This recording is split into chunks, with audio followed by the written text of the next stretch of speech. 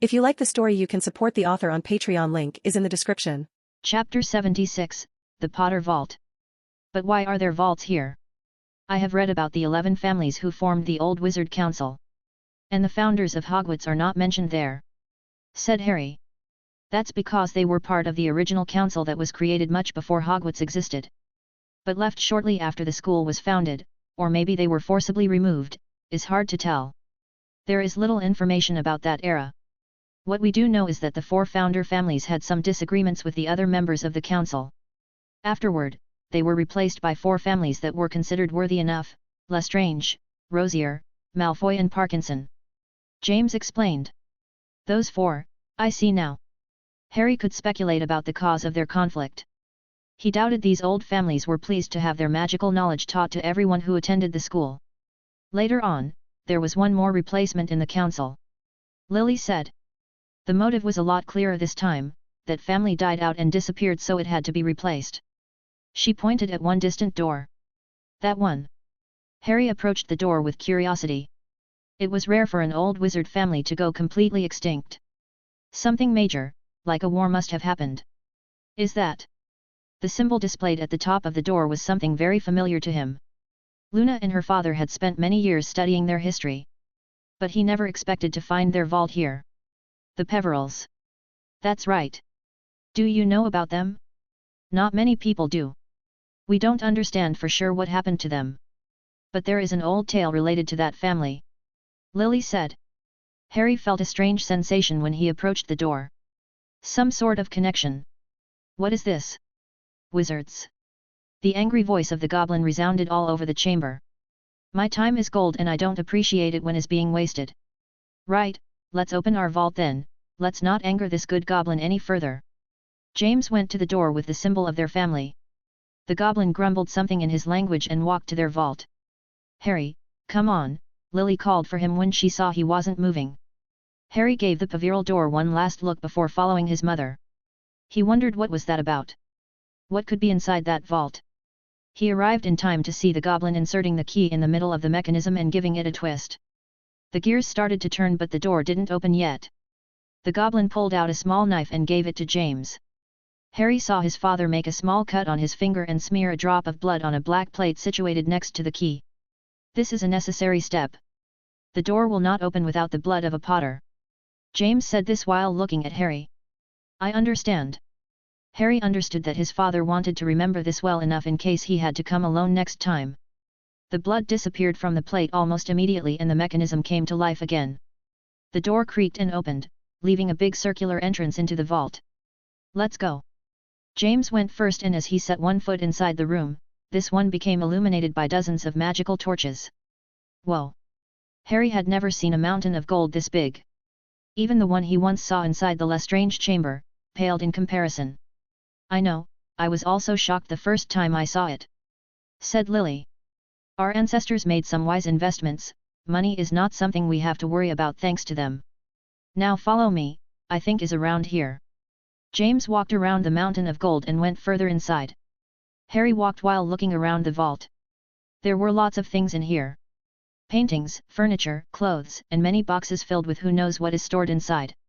It almost reminded him of the Room of Requirements, but whoever organized this place did a much better job than Hogwarts elves. Oh, before I forget. I promised Lyra to bring her something from here. It was the only way to convince her to stay at home with Holly. She really wanted to come here and see the family vault. Lily recalled. What are you thinking of getting her? James really hoped it was something legal at least. Just some nice piece of jewelry.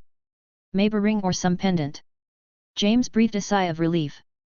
There are boxes filled with that kind of stuff over there. He pointed. While his mother went on her quest for jewels, his father walked up to a big wardrobe that had been placed in one corner of the vault. Harry, help me move this thing. And remember, no magic here. Not even a bit, that looks really heavy. Harry stared at the ancient piece of furniture. If you don't want to see those books, that's fine by me. James crossed his arms. Why do I have the feeling that this is some sort of punishment? Fine, let's do this. The wardrobe was even heavier than Harry had initially thought, and despite their best efforts, they were only able to separate it from the wall by dragging one corner away. That should be good enough. James was feeling a bit out of breath. Harry examined the wall behind the wardrobe, but nothing strange could be seen at first glance. Are you sure is here? I was told the secret compartment was in a corner, behind an old wardrobe, so it has to be here, James replied. It was then that Harry noticed a small imperfection on the smooth rocky wall. There is something there, he pointed with his finger. Let me see.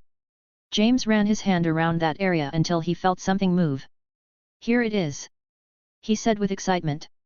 He applied more pressure and a small part of the wall moved aside, revealing an opening, no wider than 50 centimeters.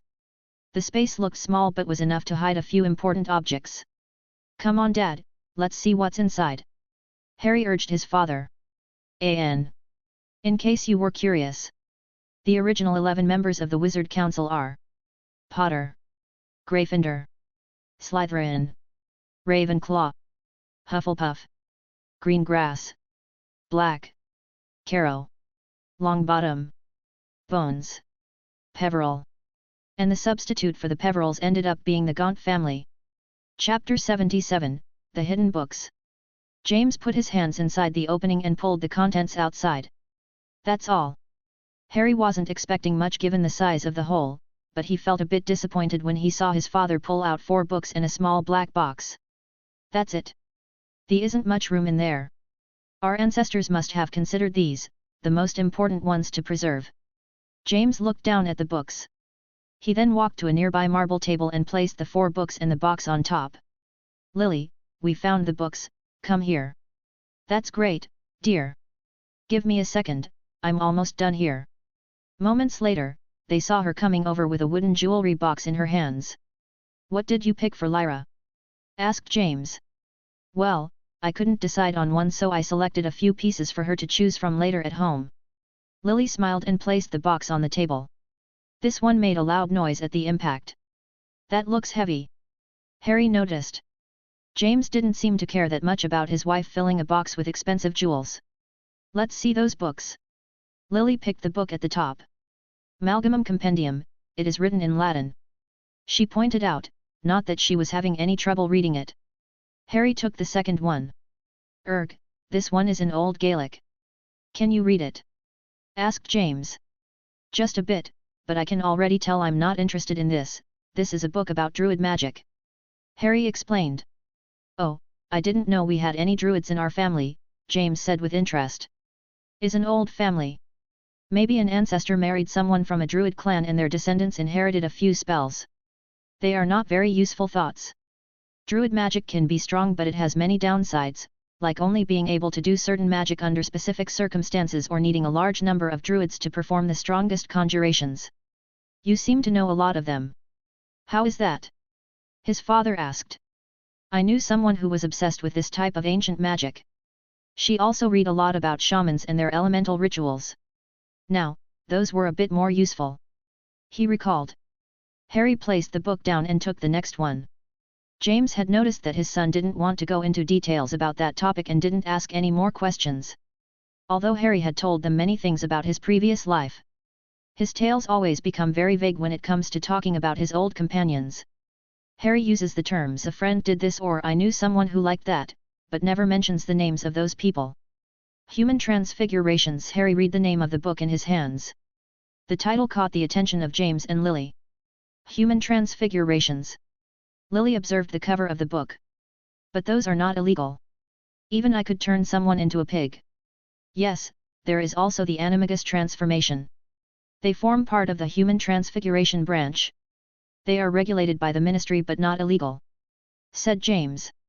Harry grew more curious and started to flip through the contents of the book. At least this one was written in fairly modern English. At first, he only found some basic transfigurations that even modern Hogwarts students could perform.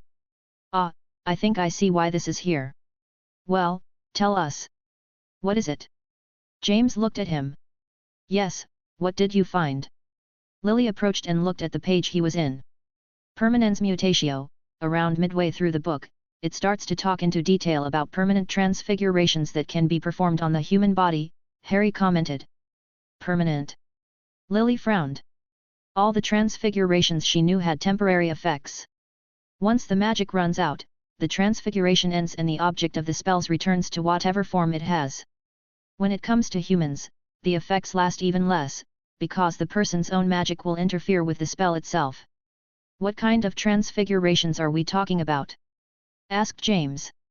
Growing extra limbs, become taller, bigger, shorter, change the gender, there are lots of them here. Harry talked as he flipped through the pages. Can it be used on others? Lily wanted to know. Yes, and can even be used against the will of the target, that seems to be the main form of use, that is described here, Harry said. That horrifying, to permanently change someone against their will like that. Lily exclaimed. Why did my family have something like this? James wondered. What about that one, Mom? Harry pointed at the one she had been reading. This one is filled with some very nasty dark curses. Lily pushed the old tome away from her. I stopped reading when I got to one curse that would liquefy a person's intestines and make them come out from there, you know. That sounds useful. Harry glanced at the book. Harry, how can you say that? His father reprimanded him. I didn't mean that particular one. But knowing a few of these old curses could save your life one day. He tried to explain his reasoning. How so? Lily seems genuinely curious. Modern protections like the Protego charm would not work against many of these old curses. Also, using spells your opponent is not familiar with can be very helpful since they would not know how to counter you. Having said that, Harry had zero interest in that book. In his past, he had already gone through the entire Black family library, as well as the ones of many Death Eaters they had killed. There will be nothing new for him to learn from there. His eyes moved to the last book, hoping that this one would have something useful. It had a black leather exterior and no title or wording of any kind on the surface. Anything interesting there? Lily gave him a few minutes to read before approaching him. She noticed it was written in Latin and filled with symbols on every page. These are rituals. Harry finally said. Ritual, well, I was expecting at least one of those here, James said. What kind of rituals? Lily asked. Let's see, this one is to enhance some of your senses, there are some for your physical abilities, magical capacity, being able to see at night, resistance to poisons and venoms, resistance to elements. Seems quite complete. Oh, those sounds too good to be true. I bet there is some downside to them. She never had the chance to study ritual spells as the Ministry declared any information about them as illegal, but she knew that nothing was completely free in this world. There are plenty of downsides. James joined the conversations. I heard so many horror stories about people who performed rituals on themselves. Let me tell you about it. Chapter 78, The Downsides of Rituals and the Mysterious Box. Stories? Asked Lily. My mother told me about them. She had originally come from the Black family and these were commonly used among their members during her era. Serious family, I remember hearing about them. Lily said. Yeah, most of them were nasty folk. But coming back to the rituals, I recall hearing about a popular one that made you resistant to poisons and venom, but it also made you grow reptile scales on your skin. Or one that could improve your eyesight but made your eyes red. Lily nodded. Did they not know about the after effects? Or they did do it despite them? People would often get addicted to these rituals. They will try to counter the downside of one ritual with another one and in the end, they would just look inhuman. Remember what Voldemort was like during the last time we encountered him. How can I forget him? He looked terrifying with his pale skin and red eyes. Lily shivered at the mere thought of that man. That's the reason for the Ministry to ban all use of rituals. Even if not all of them were as harmful. Explained James. Harry remained quiet during the exchange. What his father said was not wrong, but there was more to that. Not all rituals had grievous downsides, or there were ones worth paying. He only planned on performing a single ritual on himself. He didn't want to bother with minor ones like gaining the ability to see better at night or gain resistance to an element. He could gain those benefits without having to modify his own body. He could enchant his glasses to gain a form of night vision or enchant his robes to be more resistant to fire. No, the one he had planned on performing next year was one ritual that would greatly enhance his physical capabilities. Most wizards underestimate just how important, being able to move faster or have a higher stamina, could be during a fight. This ritual does have a price though. Whoever performs it on himself will suffer from a reduced life expectancy. But that was a price he was more than willing to pay. The only reason he never performed that ritual on himself during his past life was simply because he lacked the materials. During the war, finding any rare magical ingredient had become almost impossible. If it wasn't for that, he would not have hesitated. In the end, it seems like this trip was a waste of time. I should have expected this. After all, the Blacks were as old if not older than the Potters and with fewer morals, so their library remained untouched, no matter how many new laws the ministry declared. And I went through their books many times. Hey? What is this? The name of the last ritual got his attention. Soul bonding ritual. Magic that affected the soul was extremely rare, even among ancient families. He could only recall a handful of spells that could do that. Let me see that too. Lily became interested. A ritual that can connect the souls of two people together so they are never separated. How romantic. Connecting two souls, that sounds too fantastical, even for the magical world, James commented. Not so much. In the past, Voldemort used a ritual to sever pieces of his soul and tied them to objects in the mortal realm. This prevented his soul from ever leaving even if his body was destroyed, allowing him the possibility of returning to a new body. Harry gave them a simple explanation of the Horcruxes. So he could never die? But you said that he made a deal with demons to achieve his immortality. James recalled. There are many ways to gain something resemblant to immortality and none of them are infallible. We found and destroyed the soul containers he created. This made him feel vulnerable once more and drove him to make the deal. Said Harry. Why didn't he create more of these containers and hide them again? Lily asked. He couldn't make more. To create a single container he had to sever a piece of his own soul. You don't think there is a big downside to doing something like that? Not to mention doing it several times, what a crazy bastard he was. You think our Voldemort also used that same ritual? Lily asked with dread in her voice. Harry hesitated with what to answer. I don't know, sorry. He truly didn't know. He had pondered many times about this matter but in the end, he had no idea what could have happened to the Horcruxes. Were they recalled, destroyed, or did he never make them in this world? He would love to know for sure. Is okay, son.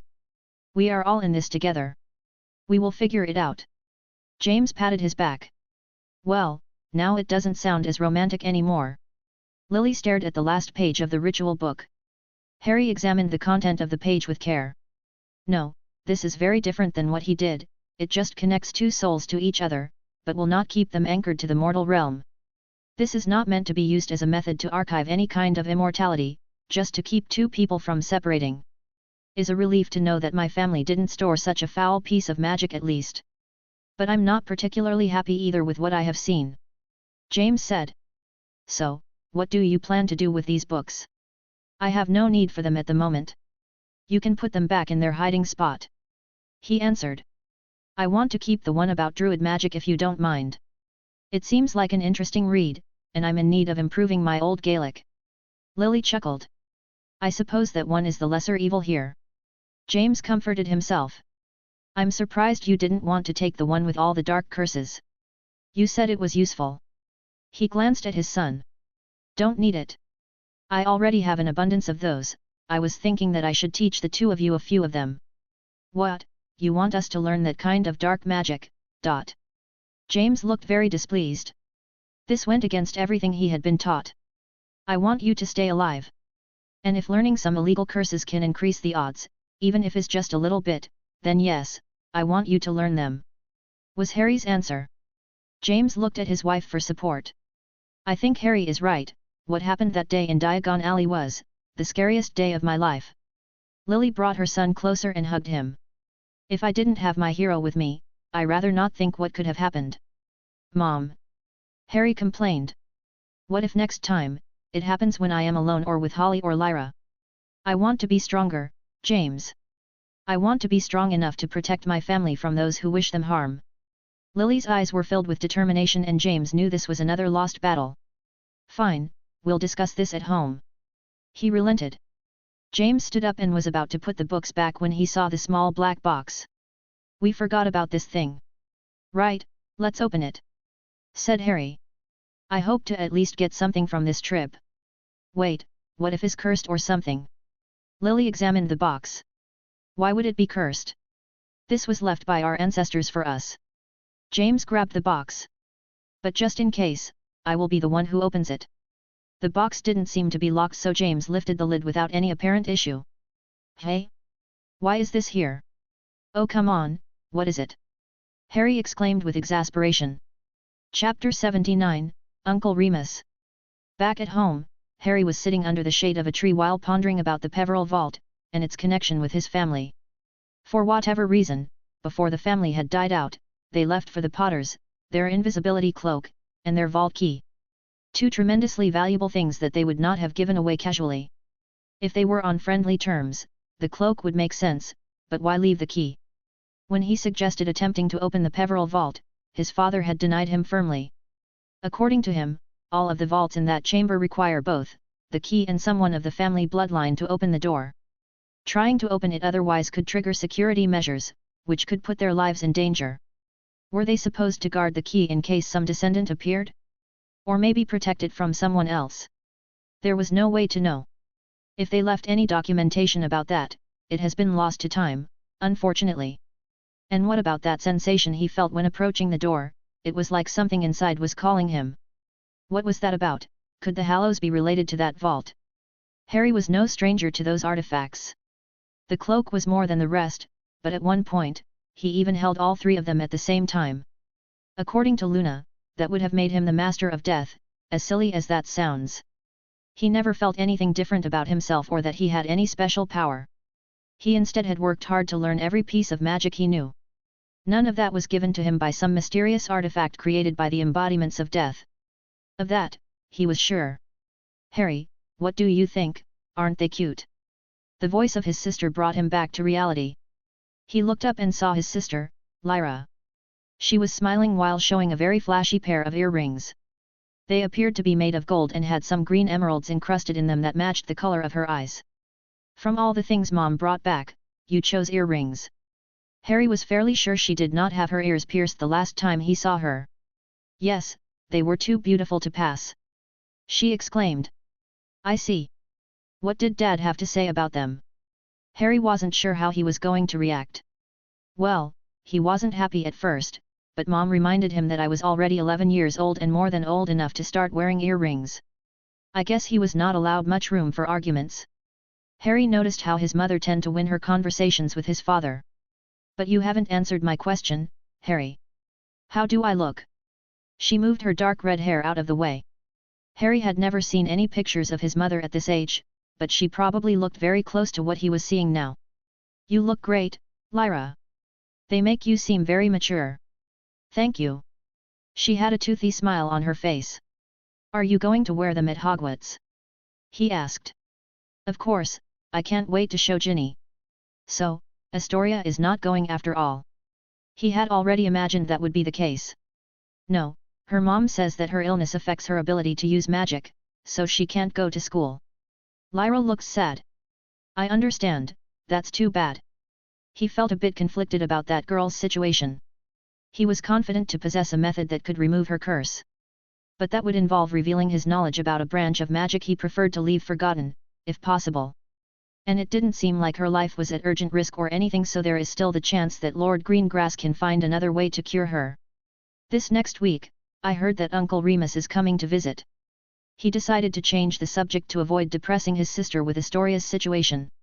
Yes, Uncle Remus always has some fun stories to tell. He travels a lot and always brings some souvenirs for us. This time he traveled to Romania, so I'm looking forward to seeing what he'll give us. Lyra said with excitement. He had only met this version of Remus once before. But he does look a lot less miserable than the one from his time. It was easy to tell why. With his parents alive, who had wealth and connections, Remus did not have any problems landing a good job, despite his werewolf status. A job that also allows him to spend most of his time away from England, where the anti-werewolf laws were some of the most restrictive in the world. Having money, traveling, and not being surrounded by bigots every day, had made Remus a fairly happy guy, even if he was still miserable one day of the month. What is this? Lyra held her present with a mix of disappointment and confusion. That is a genuine vampire killing steak, explained Remus while they had dinner. Moony, don't give my daughter weird stuff, please. James raised an eyebrow. Remus chuckled. Well, the Romanian settlement where I was staying was very close to an important vampire clan, so most of the things they had for sale were vampire-related. I hope you didn't bring Holly some garlic necklace or something like that. Lily joked. Very funny, Lil. But actually, garlic doesn't do anything against a real vampire. Remus commented. Have you fought against a real vampire, Uncle Remus? Lyra asked with interest after putting the stake a good distance away from her. No, never fought one, luckily. But did talk to one a few years back. What a creepy fellow that was, but not too bad for a vampire I suppose. He shrugged. Did you at least have a fun trip? Harry asked. Actually. Remus's face grew more serious. Moony, did something happen? James glanced at his old friend. It may be nothing. But things were strange there, apparently, a lot of vampire clans had been disappearing all of a sudden. And no one knows why. Explained. Remus. Disappearing? Could someone be hunting them? Asked James. That's one possibility. But a hunt this massive would not go unnoticed. Is more likely that they are leaving to go somewhere else. Said Remus. Is it a good thing that they are leaving? Asked Lyra. I mean, they are scary creatures that feed on human blood. Is not good, Lyra. Not if we don't know where they are going, or what they are planning. Lily frowned. Harry leaned back on his chair. Vampires are moving, those guys used to be his allies, could it be? Neville fought a vampire once. Holly shouted with excitement at remembering that fact. That just happened in a book, don't be silly. Said Lyra. You are silly. Holly got angry. Okay, you too. Lily sighed. So, anyways. Remus changed the theme of the conversation, leaving Harry with more questions that no one can answer at the moment. Chapter 80, The Band Move. And another one. That makes this 10-0. James chuckled. That's not fair, you two are grown ups. Lyra huffed. The next morning, their father called him and his sister to have a fun Quidditch game in the backyard. It was a 2 versus 2, so both teams played as chasers, and they had no keeper and no beaters. Remus was not incredible by any means, but he was not a bad flyer either. After all, the man worked for the Nimbus Company, traveling around the world and making deals to sell brooms. He was also using a prototype of the Nimbus 2100, a broom that would not appear on the market for a few more months. His father James, however, was still an amazing player. Even though he doesn't play much anymore, he still remains very close to the level of the professionals. If he never became interested in becoming an Auror, he could have definitely had a future in the big leagues. On the other team were only Lyra and Harry. Lyra had a talent for flying but was still a beginner. And Harry wasn't trying too hard at the moment, he just enjoyed the feeling of flying around in peace. Come on, Harry. We have to at least score 1 point against those two. Lyra exclaimed. Harry grinned. Okay, let's do 1 point to shut them up. He could not deny that request. Fly up to there and pass me the quaffle. Harry pointed. Lyra nodded and got ready. Okay, let's go. Harry warned the other player to get ready. Lyra flew very quickly to the left side of the field. Remus was getting close to her when she threw the ball toward Harry. Remus turned around and flew at him. Harry grabbed the quaffle and held it under his arm. When Remus tried to approach him, Harry spun around and passed beneath his uncle before shooting forward. His father was waiting for him near the goal ring. Passing by him would not be easy, so Harry decided not to try. He made an emergency stop before throwing the ball up in the air. This took James by surprise. He looked up, trying to locate the ball, but by then, Harry was already flying again. Harry made a vertical spin and hit the quaffle with the back of his broom, propelling the ball forward and scoring a point. What the? James stood there, baffled at what he saw. Harry, how did you do that? Remus approached. Yes, take that, Dot. Lyra came screaming. That was amazing, Harry. That was quite impressive. I don't know how did you made that broom move so fast. James said. I gave it a small kick. Harry said. Remus and James' faces changed. Harry, please tell me you didn't channel more magic to the broom. Said Remus. Harry, that's very dangerous, James scolded him. Why? What did he do? Lyra was confused. How do I explain this? When you learn how to use your wand, you are going to learn how to channel your own magic through the wand while you say the words and make the wand movements," said James. "I know about that, that's the most basic stuff." Lyra huffed. "Wait, so you are saying that Harry used the magic broom as if it was a wand?" "Something like that. Brooms absorb a very small amount of magic as you fly. This is done automatically by the rune cluster inscribed on the wood. But if you manually add more magic, it is possible to make the brook travel faster for a short period of time," Remus explained. "Then what's the problem?" Lyra did not understand why they were upset. It seemed like Harry had done something admirable. "The problem is that the broom has no core to store the magic, it all goes to the rune cluster and this one is very easy to burn down. If you burn down the runes, then your flying broom becomes a regular broom." It was Harry the one who explained it. "And you fall," added Lyra. "So you knew how dangerous it was." James glanced at him. "Is not too bad if you only do it for a second." Harry shrugged. "Harry, there is a good reason that tactic is banned from professionals. Quidditch. People have died in the past for doing that," explained Remus. "Okay, I get it. Why don't we end the game here? Lyra asked me to score 1 point and that is done. We can take a break now." Harry did not feel like arguing about flying safety with his father and uncle. "Yes, let's do that. We should get cleaned up before lunch," said James. "Ah, Harry," Remus called him. "Are you excited about your 12th birthday? Is there something in particular you want as a present?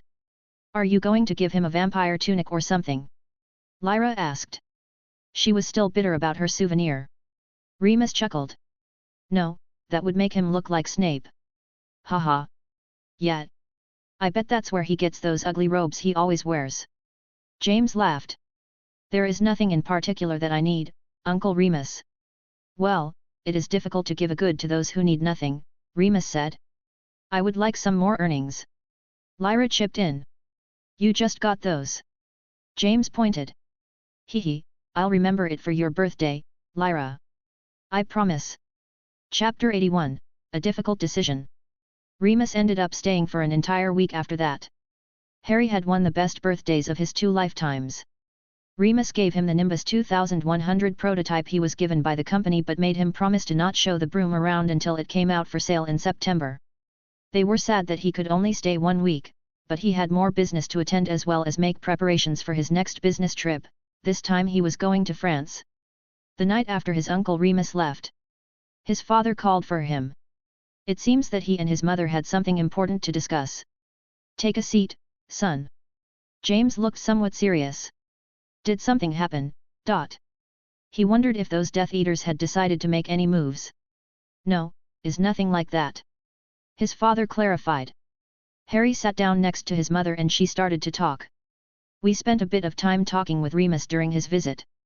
As you probably already know, after graduating from Hogwarts, your father, his closest friends, and I were invited to join a secret order tasked with aiding against the threat of Voldemort." Lily finished saying and waited for his reaction. "Yes, the Order of the Phoenix, I know about it," said Harry. "We spoke with Moony about the information you got from Lucius Malfoy." While Harry was stopped before he could say anything about that decision. "Let me finish, we had to change the story a bit. To avoid mentioning you and the way you got that information. As much as I trust my friend, that is not something I'm willing to share with anyone," James said. "Then, what story did you tell him?" asked Harry.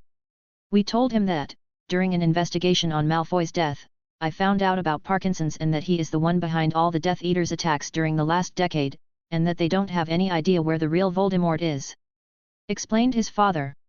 Lily spoke next. "We talked about what to do with this information. Normally, if an Auror finds something like this, the next course of action is to present a report to his superior. But since this matter involves important figures from the Ministry, we have to be very careful with whom we talk with. Yes, I already told Dad, according to Malfoy, at least half of the Auror forces are compromised. And I don't think he was exaggerating," Harry said. James frowned, but could not argue with that comment. He hated to admit that many of the men and women he worked with had sold their integrity for a few gold coins. Remus suggested that we talk with Dumbledore. Lily did not beat around the bush. "You told him?" Harry could not believe what he was hearing. "No, Hold on. We haven't talked with anyone yet, other than Mooney. We wanted to discuss this with you first. We want to hear your opinion first," said James. Harry calmed down. "But you want to get him involved, why thought? He will always keep secrets from you and work behind your back. We know you had some problems with him in your past. And if that Dumbledore was here right now, I would slap him silly just for putting you in the same house as my sister, but, you can't move the blame to this one, he hasn't done anything to you. It may not be a completely different man, but..." Lily stopped there. "We also had our own differences. At the time, I blamed him and his passive methods for Sirius' death. We didn't talk with him for years. And I am still bitter about it. But, the truth is that we cannot do this by ourselves. Especially not when I cannot even trust half of my own co-workers. Dumbledore is still one of the most powerful and intelligent wizards I know, and we could really use his help," James said. "That's right. With Dumbledore and the Order of the Phoenix reinstated, it will be much easier to keep track of the Death Eater's movements and intervene if necessary," added Lily. Harry thought about it for a minute and realized that he didn't have a good argument against theirs. His reason for not wanting to work with the old man came mostly from his bitter feelings of having been manipulated into following his plans, even if his goal was a good one.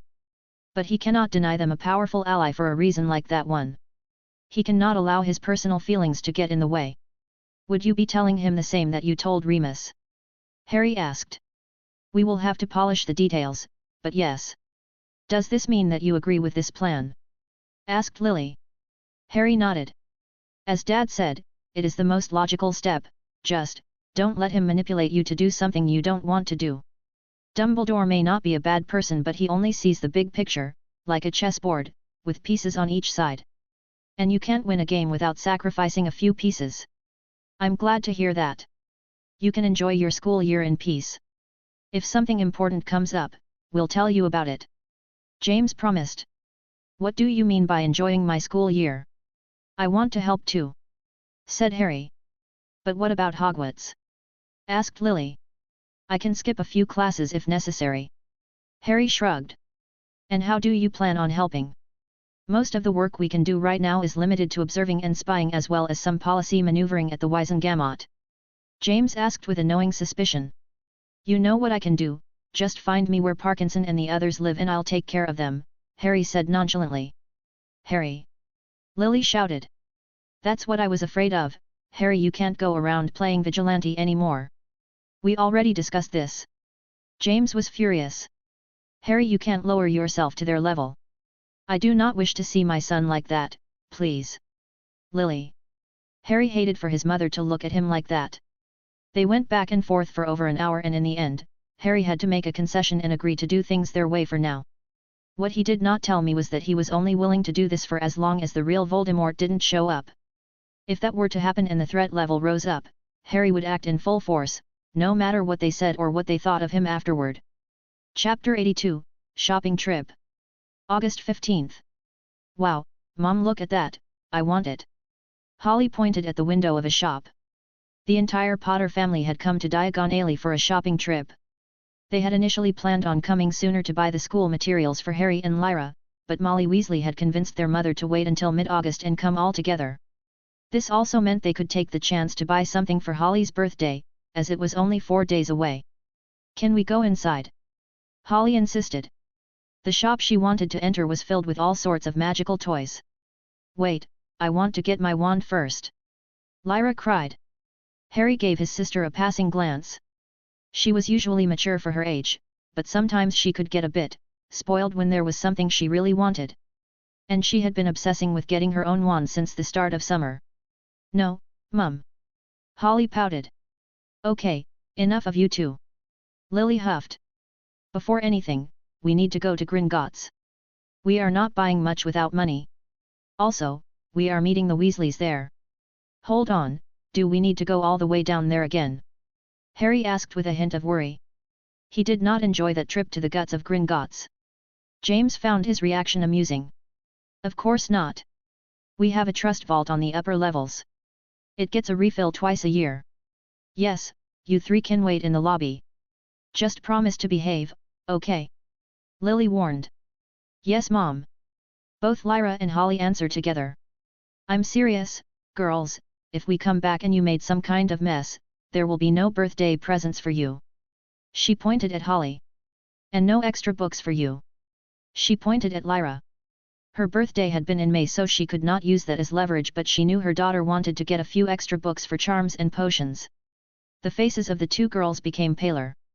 Well, be good, they hurried to say. Lyra then pointed at Harry.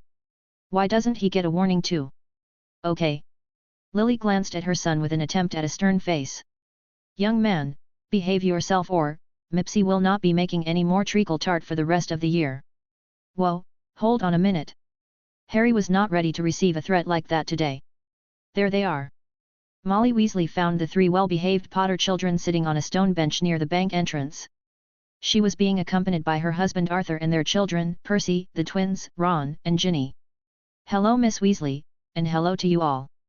Harry was the first one to greet them. Arthur smiled. I can finally meet the elusive Potter heir. Nice to meet you, Harry. He then looked at his sisters. Lyra, so lovely to see you again, and Holly, only one visit this summer, our chocolate reserves are going to spoil at this rate.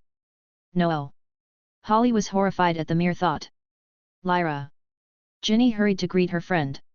She then made a gasp of surprise. You got earnings, wow. Hee, you like them, dot. Lyra moved her hair away to show then better. Is that gold? Surprisingly enough, it was Ron the one who asked. Harry noticed a mix of greed and envy in his eyes. Does Ron want a pair of earrings too? Oh, now we know what to get you for Christmas. Fred and George joked. Ron's face became bright red with embarrassment. Shut up! He shouted loud enough to earn the attention of the surrounding people. Ron, behave yourself, we are not at home right now, Arthur told him with a stern expression. Mom, can I get some earnings too? Ginny asked without much hope. Maybe next year, dear. Her mother gave her the answer she expected. Okay. Ginny muttered. Then, I'm going to the vault, then we can go shopping, okay? Arthur said. Molly. As Arthur was leaving, Lily and James walked into the lobby. Where do we go first? Asked Lily once they were back on the main street. Wand. Said Lyra. Toys. Holly shouted and raised her hands up for more emphasis. Robes should go first, they take a while to be ready, so is more efficient like this. Harry offered his 2 cents. James, why don't you take Lyra and Ginny to Ollivander's so they can get their wands? I'll go with Molly and Arthur to buy the books and then, we can find the rest together. Suggested Lily. Wait, Lily. We already had a wand for Ginny to use. It was from my aunt. I'm sure it will serve her well. Molly made a complicated expression. Don't worry about it, Molly. James has been wanting to buy a wand for Ginny. As a thank you gesture for all the times you took care of our daughters. But that was, you don't have to, Lily. New wands are very expensive, is too much. Molly looked a bit troubled. We know we don't have to, we just want to do it, is that okay with you? Lily knew Molly was very stubborn and didn't like to accept anything for free. But she also knew how important was to have a proper wand chosen by you. So she had to try. Arthur put a hand on his wife's shoulder. Is okay to accept this, Molly, let them get Ginny a new wand. Molly glanced at her daughter's hopeful eyes and sighed. Fine, but we will repay you for this, somehow. Lily nodded, she knew this was the best she was going to get. Wait, what about me? I want a new wand too, why does only Ginny get one? Ron questioned, much to the horror of his mother. Because she actually reads the books. Said Fred. And has a much better chance than you to pass her N.E.W.T.S. said George. They are not wrong, Ron. Maybe if you study harder this year, Mom and Dad will buy you one. Percy tried to help his brother at least. Study is for idiots, this year I'm joining the Quidditch team. Right, can I have a new broom instead of a wand then? Asked Ron, completely oblivious to the death stare his mother was giving him. Well, we tried. Fred shrugged. But he dug his own grave. George shrugged. Chapter 83, The New Professor. Looks like there is some sort of event going on today, Lily commented when they arrived at Flourish and Blots. A long line of women reached the entrance door. Of course. Today's is the day Gilderoy Lockhart is coming here to sign his books. Molly looked very excited. Lily made a realization face. Is this why you insisted on coming today? Well, yes. I'm a huge fan, you see. I'm sure you'll like him. You wait until you see him. Molly admitted. I never heard of him. Is he a famous writer? Lily's novels were mostly from Muggle authors, so she wasn't too familiar with famous wizard writers. Oh, he is magnificent. And from a rumor I heard, he going to be teaching at Hogwarts this year. Molly said. Really? A famous wizard is going to be a teacher? She turned to look at her son. Isn't that great, Harry? He had to make full use of his occlumency to avoid making a strange face. Does this universe have to punish me by having this man as a teacher again? He wondered if that could be the case. As they were about to enter, Ron, who was going ahead, almost stumbled with someone else. Ah, sorry. He quickly said before realizing who he was apologizing to. Ugh, more redheads. Draco Malfoy made a face of disgust before looking at the rest of the family. Of course, it had to be the Weasleys. Came here to buy your second-hand books. He sneered. Draco, be polite. A blonde woman wearing an elegant black dress walked from behind him and started at the Weasleys. Sorry about this, he is a bit stressed. Don't talk to me like that. And don't apologize to those blood traitors. Draco yelled. Get lost, Draco. No one cares about you. Ron shouted. Come on, there is no need to argue here. Lily tried to calm things down between the children. Draco looked at her with a deep frown. Who's this, another Weasley? No. He then saw Harry next to her. You are Potter Mud. His mother hurried to cover his mouth. That's enough, we are leaving. Narcissa Malfoy grabbed him by the arm and dragged him away while Draco struggled and yelled at her. Harry looked at Draco back as he was getting away. His spare wand appeared in his left hand and was about to use it to teach the little brat a little lesson when someone pushed him from behind. I'm so sorry. He heard a very familiar voice say. Harry turned around and found himself face to face with a young boy with messy black hair, glasses, green eyes, and a scar on his forehead in the shape of a lightning bolt. What? Who? Harry was at a loss for words. As much as the boy who looked like a freshly made clone of his past self. Before either of them could start asking questions, the other boy was grabbed by one of his companions and hurried along. Wait! Harry shouted and tried to follow them. He had to shove some bystanders out of the way, but before he took more than 5 steps, the other boy seemed to have vanished into thin air among the crowd. He hurried to arrive at the place where they disappeared and looked around. The street was filled with people. It was going to be impossible to find anyone if he was even there to begin with. Did I imagine that? But it felt so real. That was definitely me. He had no clue what this meant. How could there be another version of himself here? It made no sense. Harry. He felt someone tugging at his robes. It was his mother. What happened? Why did you run out like that? She asked. I thought I saw someone I knew. He told her. Who? Someone from school. His mother asked. She never heard him talking about any school friends. I was wrong, never mind. He didn't want her to think he was crazy. Even in the magical world, having visions of past selves cannot be a good sign. Well, let's go then. Everyone is waiting for us. His mother took hold of his hand and hurried him along. When they entered the bookshop, they realized just how filled it was with people wanting to see this famous wizard. They had prepared a podium surrounded by books and one table in the middle. The Weasleys are easy to spot among the audience. He hasn't arrived yet, we got lucky. Molly seemed to be in a jolly mood. Why don't we go find your books in the meantime? Arthur told his children, knowing that his wife was not going to move from there. Let's go get your books too. I also have Lyra's list here, suggested Lily. They went through the full list until they finally arrived at the new D.A.D.A books. The list was very unusual as it contained several books for each year instead of the usual one. And there was something else that his mother noticed. This is odd. Lily said as she examined the new defense books for him and his sister. What's odd? Harry decided to ask.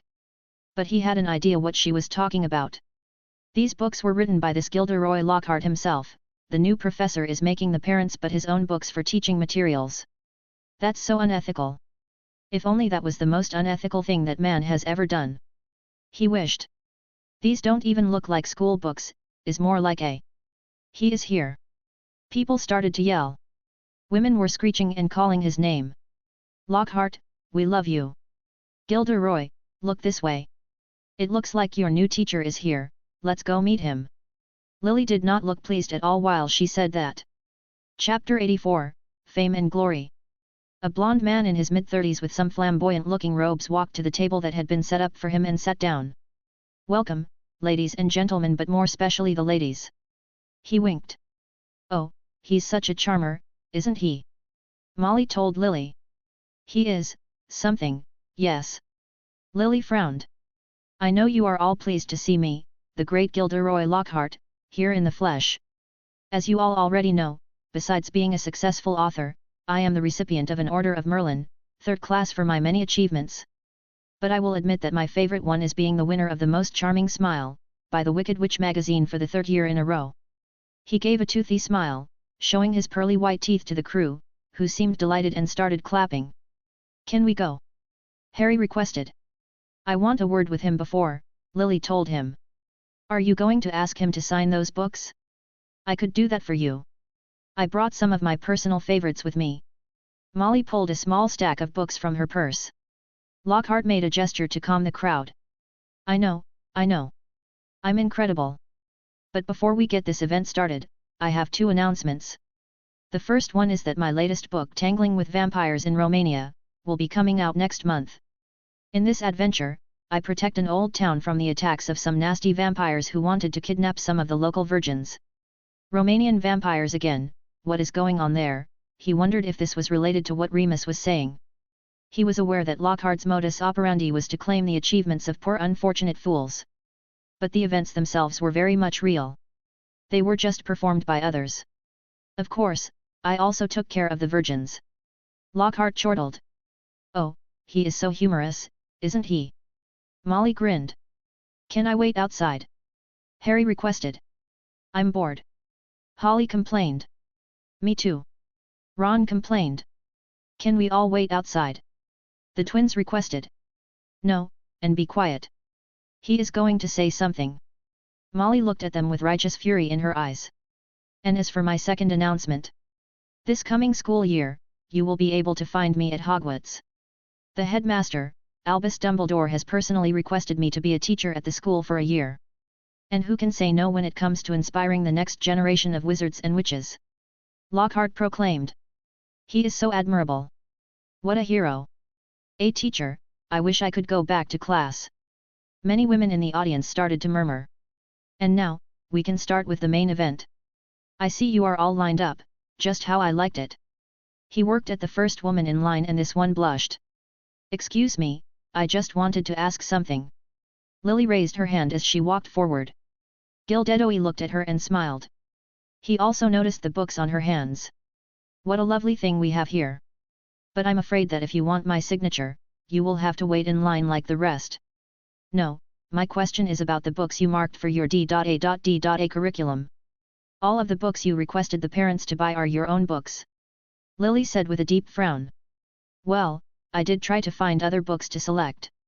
But in the end, my own ones were just, the best. And I want the best for the children's education. Don't you also want the same? Lockhart asked. These. She held one of the books up. Are not even educational books, they are just stories. Lockhart chuckled. Oh my dear, they are more than just stories. All the events depicted in my books are very much real. He was not lying on that one. But I have to say. I adore passionate mothers like yourself. I would love to discuss this further, maybe over dinner.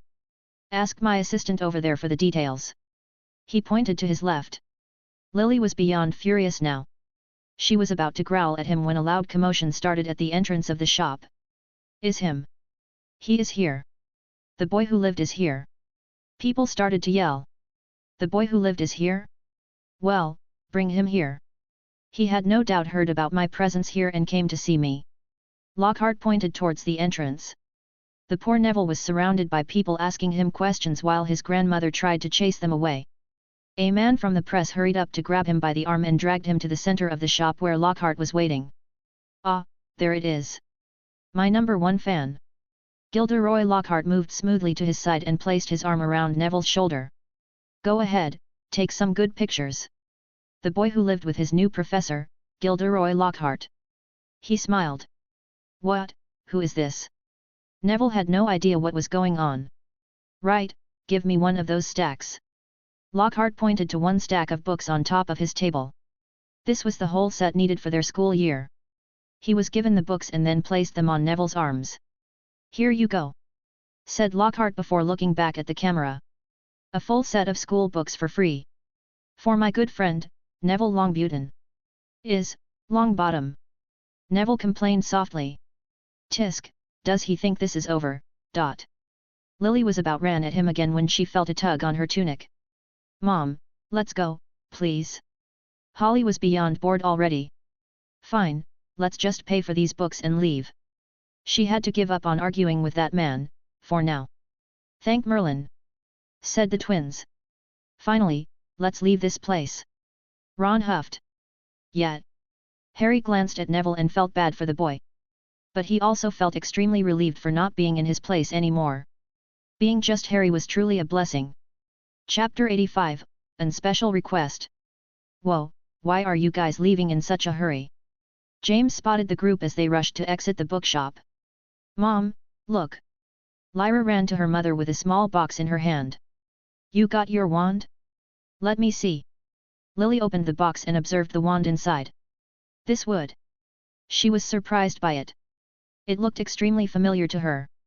Is willow wood, Lyra said with a smile. I see, is the same as mine. Lily beamed while looking at her daughter. Ollivander once told me that willow chooses those with great potential. What is the core? It feels different than my phoenix one. The core is dragon heartstring, Lyra explained happily. Like mine. James grinned. She has a mix of both her parents. Is a great wand, Lyra. Take good care of it, sweetie. Lily returned the box to her daughter. Check out mine, Dad. Ginny ran to her father. Oh, is beautiful, Ginny. Arthur stared at the wand. The wood had a very light brown tone, it almost looked white. Is made of yew and has unicorn horn as core. Mr. Ollivander said that it was very rare to be chosen by such a wand and that the owner could gain control over life and death. That's a very strange thing to say. Arthur was a bit weirded out by Ollivander's words, but that man was known for saying strange things. Life and death, Puff, you don't even know how to cast a single spell yet. Ron said with a mocking tone. I will learn soon. Ginny shouted at him. Okay, don't start now, please, Ginny. Did you say thanks to Mr. Potter for the wand? Arthur said as he returned the box to his daughter. I did. She answers quickly. Arthur nodded and then looked at James. Thank you, James. Don't mention it. James shrugged it off. By the way, where is Molly? Still inside. Answered George. Said she would not leave without his signature. Added Fred. Signature. James looked confused. They mean Gilderoy Lockhart, a famous writer Molly likes, he is autographing books inside. Lily decided to complete the twins' explanation. Should we wait for her? Asked James. Arthur shook his head. We will never finish in time then. We forgot to mention it, but Neville Longbottom is also in the shop, Percy said. He is here. Ginny became immediately nervous. Calm down, Gin, Lyra told her. Do you want to go see him? You won't be able to see anything. Fred decided to say. Yeah, is filled with people wanting to take pictures and demand autographs, George added. Forget it, Ginny. Even I couldn't talk to him. And I'm his best friend. Ron decided to say. Ginny looked down. Oh. Come on, cheer up. You'll see him at Hogwarts in no time. Lyra tried to cheer her up. Yes, that's right. I'm going to see him soon. Ginny said. Lily noticed a strange look on her son. Harry? Feeling okay? Of course. I'm fine. We should continue the shopping, there are still some things left. Harry recovered his usual expression. Then, how do we do this? We still have robes and potion materials. James was reading the list. And toys. Holly reminded him. Right, and toys, James added. Why don't you and Lily take Holly to buy her toys? I think she has waited enough. I'll take the kids to get their robes measured, Arthur suggested. James looked at his wife and this one nodded. Yes, we can do that. James knew down and picked Holly up. Okay young lady, let's go choose some nice toys. Yay, finally! Holly proclaimed. Why do we have to go to this robes shop? I know I'm not getting new robes. Ron huffed. Not you, but Ginny will need some, Arthur explained. Wait what? She already got a new wand, and now she is getting new robes too. Ron was running. Since when do you care about buying new clothes? Percy pointed out. Ron, Ginny is a girl. She needs female robes. She can't use Charlie or Bill's old ones like you do. And your mother's old robes were lost many years ago. Arthur avoided mentioning that Molly's old things were all lost during the Death Eater attack on the Pruitt house. Ron was still not satisfied at all. His face was becoming redder and he seemed about to explode. Seeing this, Harry decided to help out. Why don't we go to the Quidditch shop? After they take my measurements, he suggested to Ron. The Quidditch shop? Ron seemed intrigued now. And his anger started to diminish. Yes, I need to pick some protections. And we can see the new brooms. Harry said. Protections? Lily glanced at her husband. James grinned and scratched his head. I'll tell you later, he said in a low voice. That sounds fun, yes, I want to see the new brooms. The Nimbus 2001 is supposed to come out soon, do you think they'll have any of them for display? Ron had switched to Quidditch mode and forgotten about everything else. Thank you. Arthur whispered to Harry. As he promised Ron, after taking his measurements, he left Madame Malkin's and went to the Quidditch shop with Ron and Percy, who was acting as the adult figure. Whoa, there it is. Ron hurried to the showcase. There was a broom on display. A number 2100 with a sign that said, coming out on October 25th, fastest broom in the world. There was no mention of the price. That's just a display replica. The real one is not out yet. Percy felt the need to point that out. The trio went inside and Ron immediately separated to go look at the new brooms section. He could not buy them, but he could at least look at them. Harry walked straight to the counter, where a middle-aged man was distracted, reading a newspaper. Excuse me. How much is that new Nimbus? Harry asked. The man lifted his gaze from the paper and gave Harry a tired look. Look kid, is a very expense. He stopped speaking all of a sudden and stared at Harry's acromantula silk robes. My apologies, young lord. The broom costs 350 galleons. You can reserve one and we can deliver it to you as soon as it arrives. His attitude had completely changed. Harry wanted to point out the man's unprofessional attitude, but that would get him nowhere. Bring me some parchment and a quill. I have a bit of a special request. Right away sir, ... The shopkeeper showed a greedy smile. Special requests from rich kids would always translate to mountains of gold. Chapter 86, An Stressful Train Ride. King Cross Station. I wanna go too. The little girl huffed. Not this again, Holly, are we going to have the same conversation for the next 5 years? Lily held her daughter from running into the train. Is not fair. Holly screamed. Okay, you two. Lily glanced at Lyra and Harry. Have a good year. And don't get into too much trouble. Well, see you in December. She gave them a tight hug before leaving with Holly. I'm going to look for Ginny. Lyra said with excitement as they entered the train. Harry told her where the first years were usually staying and warned her to stay clear of the first 2 cars as those were always taken by Slytherin students. He continued to walk through the train until he arrived at the last car. Wait for me, Ron. He heard the familiar voice of Hermione. He did find it odd she would be calling for Ron of all people, those two had barely spoken last year. Come on. If we don't hurry, someone else is going to take it. Harry then saw them. Hermione ran to the last cabin of the train while Ron waited at the door. The two of them went inside and disappeared from his view. That was weird. He wondered why those two were together all of a sudden. I guess I just have to go there and see it for myself. He walked to the last cabin and opened the door. Hey, at least knock. Lavender shouted. Yes, is the least that, oh Harry, is you. Parvati stared at him. Harry, hi. Hermione greeted him with a smile. Ah, it's Harry, but still, you should knock. What if Hermione was changing her panties? Lavender asked. What? Hermione almost jumped from her chair. Why would I be doing that here? Harry was too distracted to care about what they were saying. Where is Ron? The three girls were the only ones inside the cabin. Weasley? Why would he be here? We can't stand him. Lavender gave him a weird look. He should be with Neville and Seamus. Were you looking for them? Asked Hermione. Wait, if you are looking for the Weasleys. Parvati was looking out of the window. It seems like they just entered the station. She pointed. Now? The train is about to leave. Exclaimed Hermione. Yeah, well, they don't seem like the most responsible family, to be honest with you. Parvati thought out loud. Harry got closer to the window and peeked out. The entire Weasley family, except for Arthur and the two oldest, was there.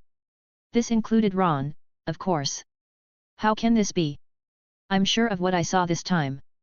He recalled what happened during their visit to Diagon Alley. Am I hallucinating again? His eyes moved to Hermione. He observed her clothes and noticed that they were different from what the Hermione he had just seen moments ago was wearing. It was evident, the Ron and Hermione he saw were not the real ones. Hallucinating one time is a thing, but twice. This is disturbing. Harry, is there something on my face? Hermione asked. Harry then realized that he had been staring at her and got very close. Oh ho, has Harry noticed that our Hermione is maturing perhaps? Lavender smirked. Don't call me Hermione. Hermione hissed.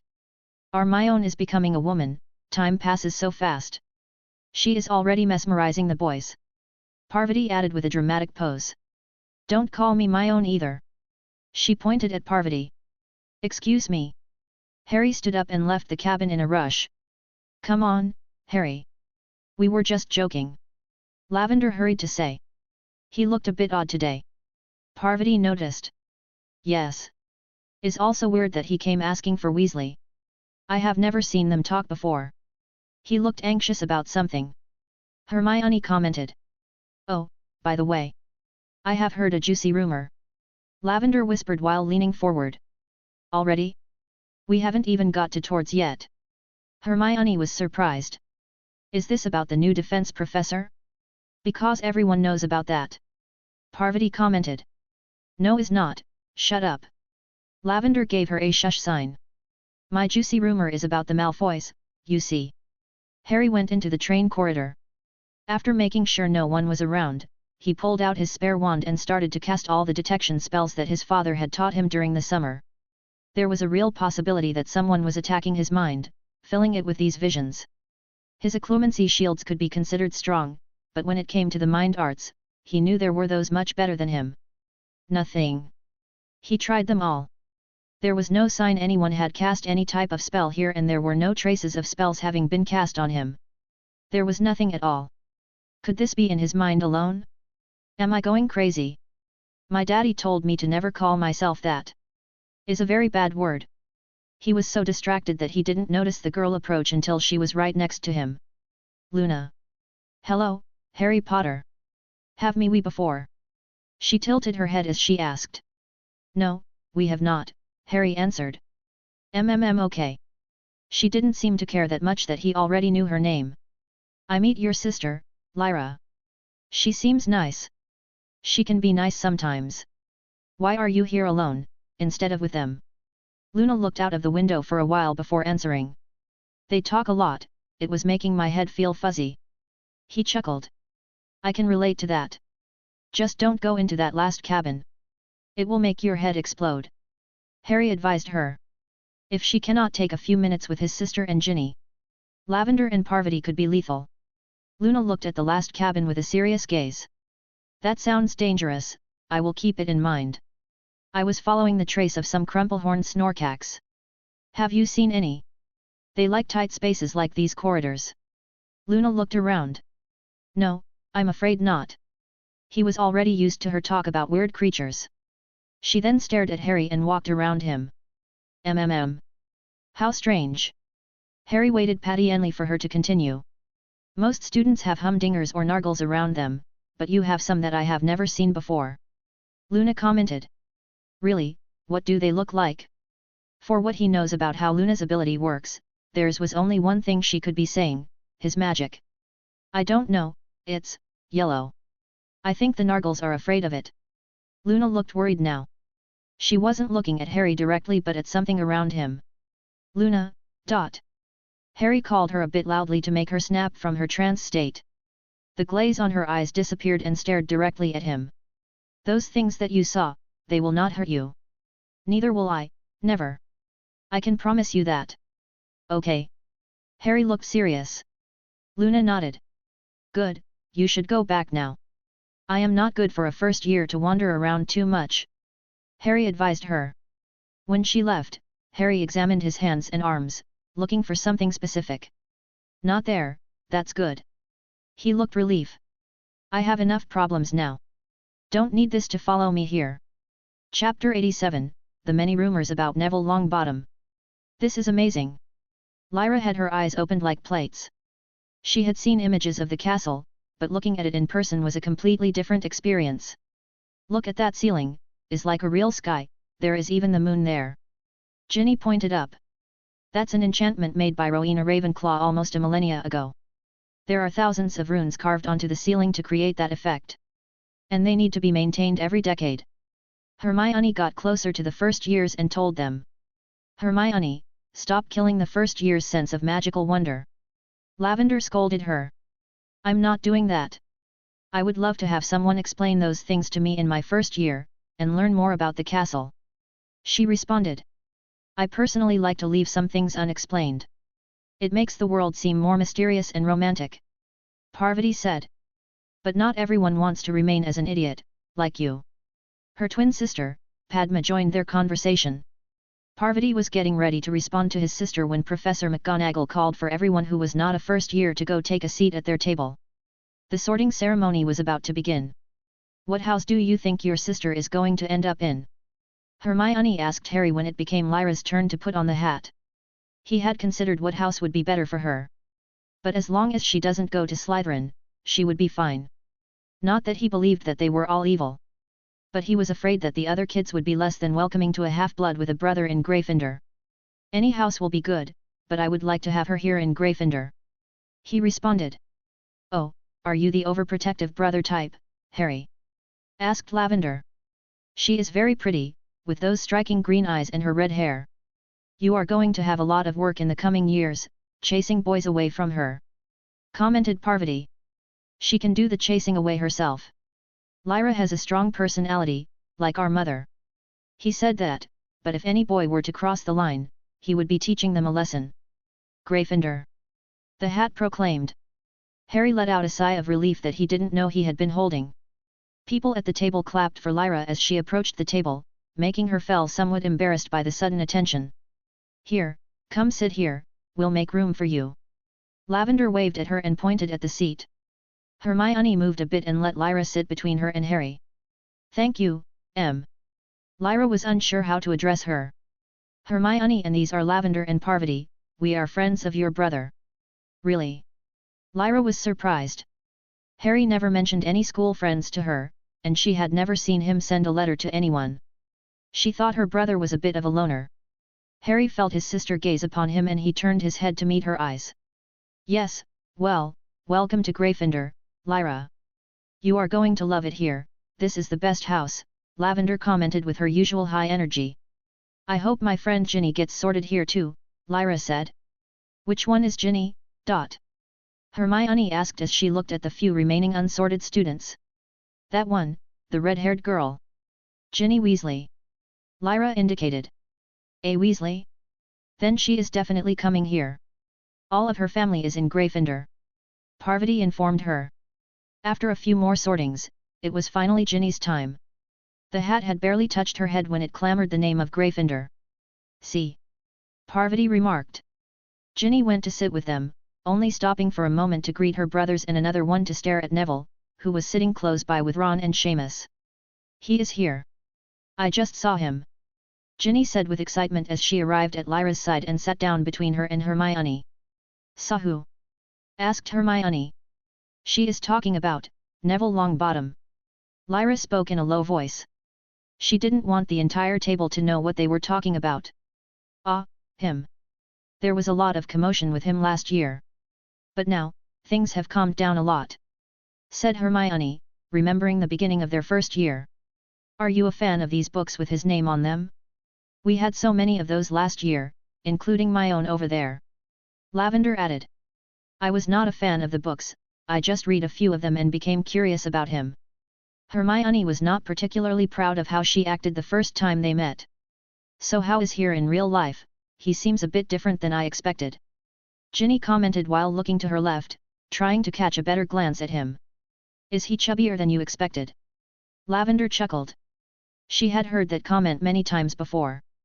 "Well, but that's not important. He must be very impressive with his magic, right? I mean, he defeated you-know-who when he was just a baby after all," Ginny said with a tone of admiration in her voice. "Actually, a lot of students thought he was a fraud last year," recalled Parvati. "A fraud? How so?" asked Lyra. "That's because, let's just say he was not." Hermione had a hard time finding the words. "He sucked in class. He couldn't even perform the simplest spells, and that was in first year." Lavender helped her. "He also blew at least a dozen cauldrons in potions class. Professor Snape tried to ban him from his class. Or at least that's what some people claim," Parvati said. "Yes, but then, most students changed their minds when those rumors started to circulate," Hermione said. "Rumors? What rumors?" Ginny leaned forward and listened with interest. "Yes, what rumors?" Lyra did the same. "During our first flying class, he fell down from his broom. He was at least 100 feet in the air," Lavender exclaimed. Ginny and Lyra gasped. "Did he get hurt?" "No, that's the thing, something happened before he hit the ground, it became softer like rubber and he just bounced a bit before stopping. Didn't even get a scratch," said Parvati. "The professor saved him?" Lyra asked. "No, that's what was weird. We all were there and saw it. The professor was still fumbling to get her wand out, she could not have cast the charm. And everyone else was first years. No one knew how to cast magic that advanced," Lavender added. "No one?" Lyra looked at her brother for a moment. Harry didn't seem to be paying attention. "So after that, rumors started to circulate that Neville himself must have created the spell without knowing it. Like his magic acted on its own to protect him," Hermione explained. "Yes, I wonder who started those rumors." Parvati gave Lavender a side glance. "It doesn't matter," Lavender snapped. "But then another thing happened during his first Quidditch match." "Ah yes, I heard Ron mention he played one game of Quidditch. But it didn't go well." Ginny recalled one of the few things her brother said in front of her about Neville. "You could put it that way, he was thrown off the broom by a bludger when they were playing against Slytherin," said Parvati. "He fell off the broom again?" Lyra asked. "Yes, but then, a powerful gust of wind appeared out of nowhere and he was saved again," Hermione explained. "The rumors got more elaborated after that. Saying things like he was the reincarnation of Merlin or that he had so much magic that he could not control it so it only went off during times of need. Yeah, and I was not the one who made those up, ... Lavender made a brief remark. "I found it funny how Malfoy stopped bothering him after that. He would never admit it, but he was scared," said Parvati. "Then, the acromantulas happened," Lavender exclaimed. "My brothers told me about that. Some acromantulas got into the school, right?" Ginny said. "Yes, no one knows for sure how that happened and a few hours later, the professors informed us that they were gone. But that night, Neville was not at the Great Hall. Then, he was seen leaving the infirmary. So the students started to speculate that it was him and not the professors who took care of the nasty spiders," Parvati commented. "All of this happened during your first year, ... Lyra glanced at her brother. "You never told me any of this, ... she complained. Chapter 88, A Shaky Start. Welcome to Hogwarts, ... The headmaster, Albus Dumbledore stood on the podium while addressing the entire Great Hall. "From those who are just starting to those who are finishing your education, I wish you all to have a great year. I only have one important announcement before letting you all enjoy your dinner. This year, we have a very special new defense professor. He is well known for his books, more than anything. But I'm sure he will be a wonderful teacher for you all. Lockhart stood up from his chair with a grin and started to approach the podium. Please, give a warm welcome to Dumbledore stopped talking mid-sentence when the podium shook violently, making him lose his balance for a second. But it wasn't just the podium. The entire castle had shaken. It had been only for a brief moment, but it was strong enough to startle the students and knock down a few pumpkin juice cups. What was that? Harry thought. Not even 5 seconds after the initial tremor, while they were all still processing what had just happened, the ground started to shake again. This time it was several times stronger and lasted for several seconds. The aftermath was chaotic. The drinks on the tables were spattered all over the hall and the students. It was a good thing the elves were yet to serve the meals.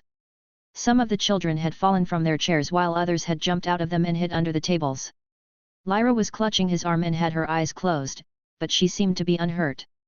The same could be said about Ginny, Hermione, and the others. Harry was quick to cast a silent sticking charm on the girls to his right and their chairs. Ouch, my head! Ron, who was at his left, complained.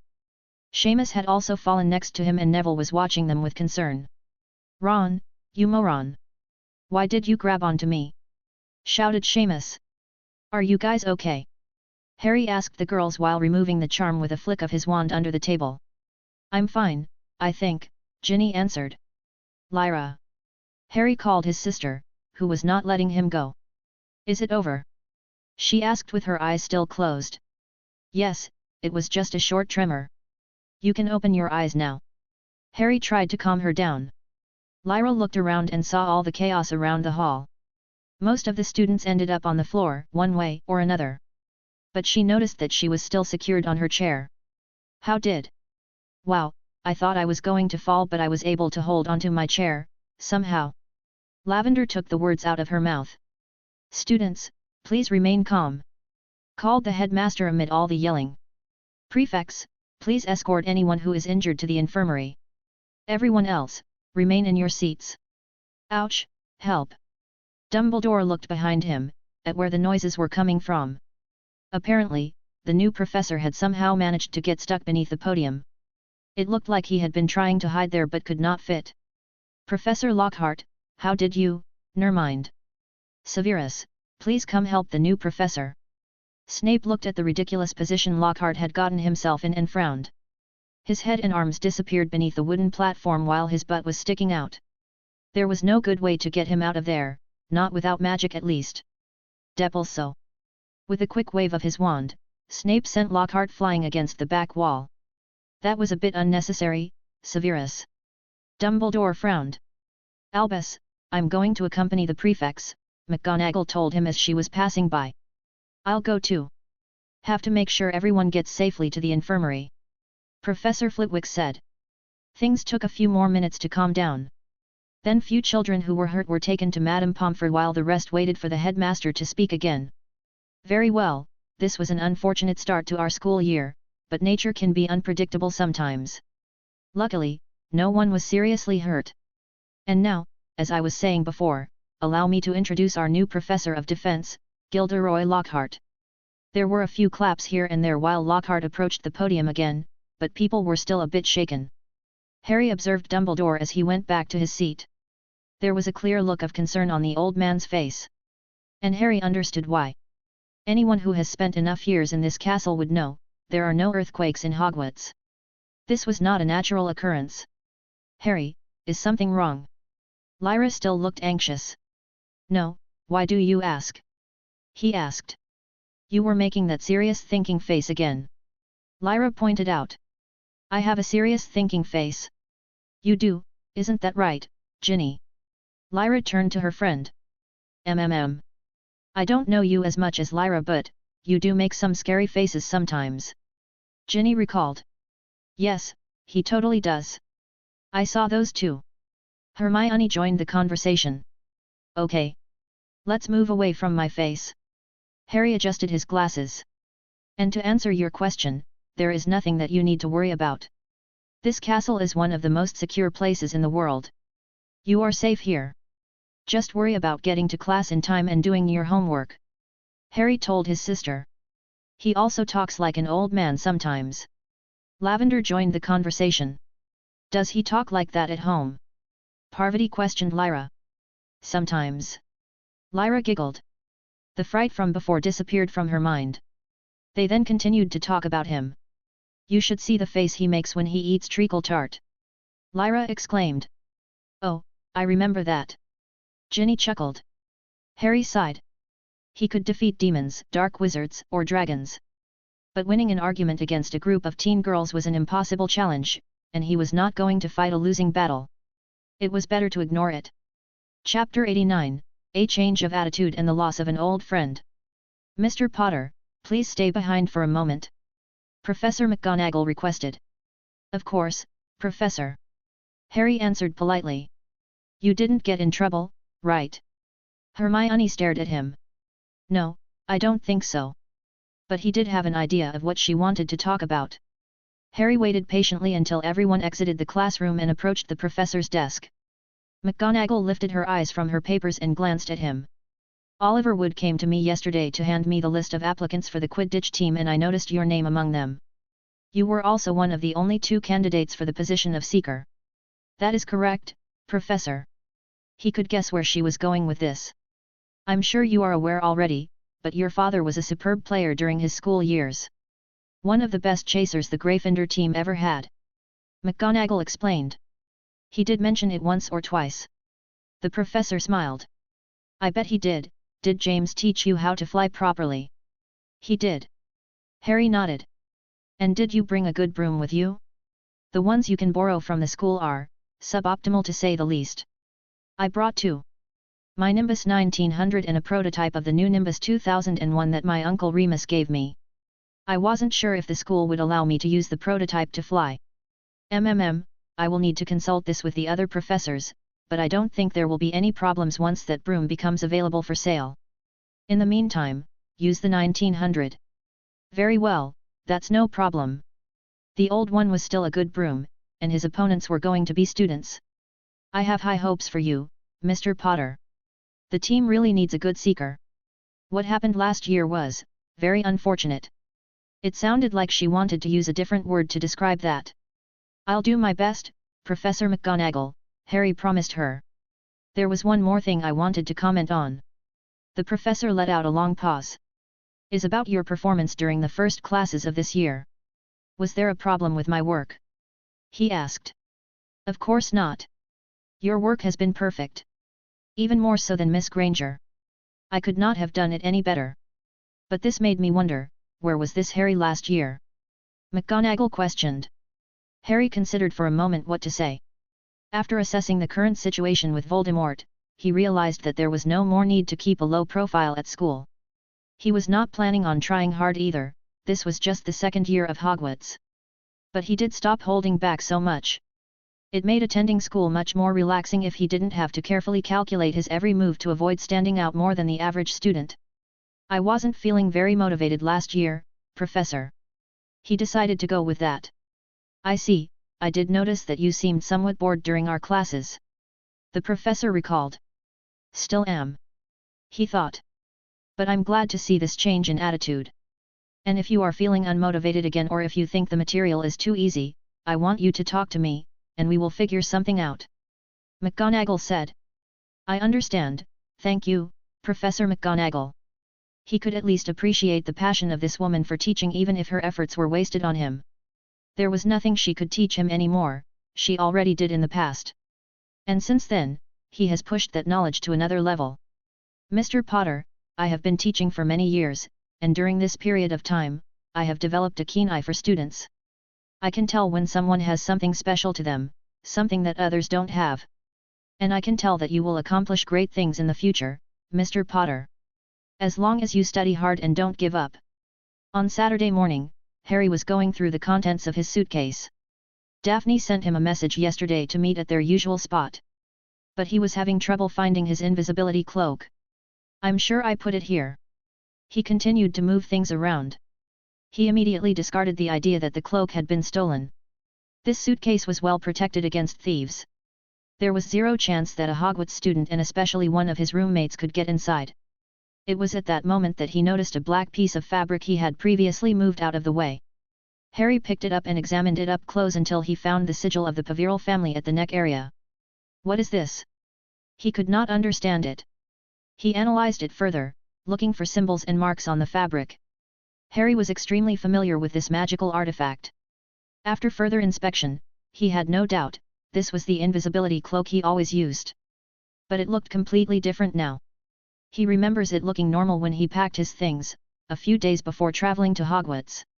When it was not in use, the cloak had a brilliant bluish tone with bits of silver on it. It was hard to miss it. But now, it was all pitch black. If it wasn't for the symbols on the fabric, he would never believe it was the same cloak. He attempted to use it and threw the cloak over his head like always. His vision became completely occluded, he could not see a thing through the black fabric. It was clear that the cloak was not working any longer. He placed it on top of the bed and used his wand to perform a magical scan. This was used by the Aurors to detect and find potentially illegal magical artifacts, as these ones always let out a faint magical signature. Nothing. That was the result. There was not a single trace of magic on this thing. It was just a simple black cloak. How did this happen?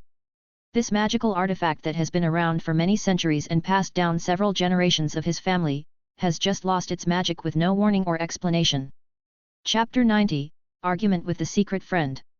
Hi, Harry said as he placed his hand on her shoulder. Daphne let out a loud shriek while making a short jump backward. You need to stop making so much noise every time we meet, we are supposed to be sneaky. He decided to remind her. Potter, stop using that damn cloak of yours to startle me, she growled. Harry raised his hands defensively. As you can see, I have no clue this time. Then how come I didn't see you approaching? She asked with suspicion. Because I recalled how to use the disillusionment charm, he thought. You must have been distracted. He turned around and ignored her complaints. They could not remain in the middle of the corridor for much longer. It was Saturday morning and a lot of students were walking around the castle. He opened the door of the meeting room and waited for Daphne to enter before closing it and applying a silencing charm. What happened to your cloak anyway? You never came here without it. It broke, he answered. Broke? She asked with a doubtful look. Is more likely that the enchantment ran out of magic. Even the high-quality ones only last for a year or two. A smug grin appeared on her face. You know, if you ask me nicely, I can ask my father to obtain one for you. No need. Harry sat down on a sofa. He had no interest in normal cloaks, he just wanted to know what happened to his. Fine. She was hoping to have him owe her a favor. My sister, Astoria, talked a lot about you after she came back from her visit. Daphne sat down in front of him. A lot, you say? He found that hard to believe. And what did she have to say about me? Her exact words were. He is interesting. That's a lot. Harry asked after a brief pause. If that's all she told her, that means Astoria probably kept to herself what she saw at the basement. That's a lot for her. Then only other person she had ever talked about was your sister. Daphne pointed out. I understand. He waited for a moment to see if she would say something else, but seeing her silent, he decided to ask. What did you really talk about? I assume it wasn't just tell me that. Daphne frowned. Is my company that unpleasant? What's with this girl now? She wasn't like that last year. No, I do not find your company unpleasant. I was just curious about your reason for requesting this meeting. You usually have something important to discuss. Her expression of displeasure appeared to diminish slightly. Of course, I have something important. I hope you have not forgotten about your promise. Right, I have not forgotten about it. Have you been working on your mental defenses? Why don't you give them a try? I have been working also. Legilimency. His spare wand appeared on his left hand and was pointed at her head before she could finish her sentence. Daphne screamed as he pushed against her defenses. He was not trying to read her thoughts or any of her memories. Just trying to tear down her mental barriers. But after the assault, they still held in place. He could probably break them down with a second attack, but that was not necessary. It was already impressive that she got this far in just one summer. Not bad. He told her, only to realize that she was unconscious. Maybe I went a bit too far. At least there were no classes today. He pulled a book from a small shelf and sat down to read. It took an hour for her to wake up. My head. Daphne groaned. Why am I on the floor? She looked a bit disoriented. You passed out during our test. Harry took a sip of his tea. And you left me on the floor. She could not believe it. I didn't want to appear rude and touch your body without permission, he told her.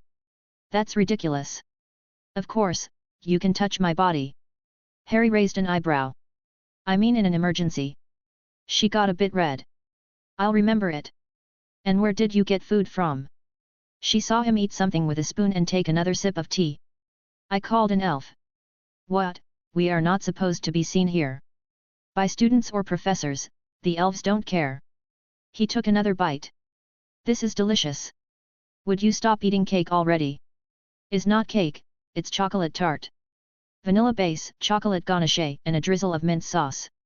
I only have enough for me but, I'll let you take one bite. He conceded. I don't want any.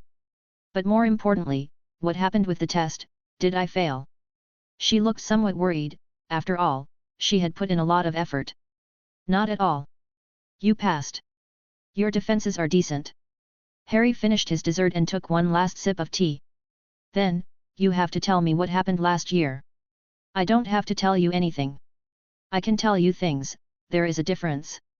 Right. She appeared to at least realize this.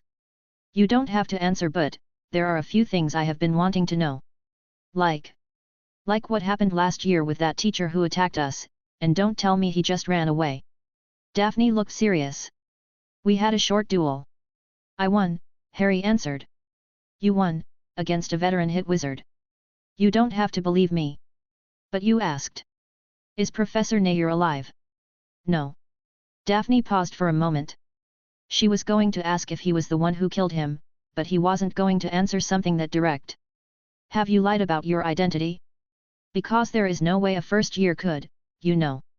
We have not lied to you or your family. I am Harry Potter, heir of the House of Potter, that is the truth. She seems a bit relieved after hearing this. But you won't tell me more about you. Is not relevant. Of course is relevant. Our families have a contract, we could become engaged one day. Said Daphne with exasperation. That's why you are so obsessed with this? That's extremely unlikely to happen.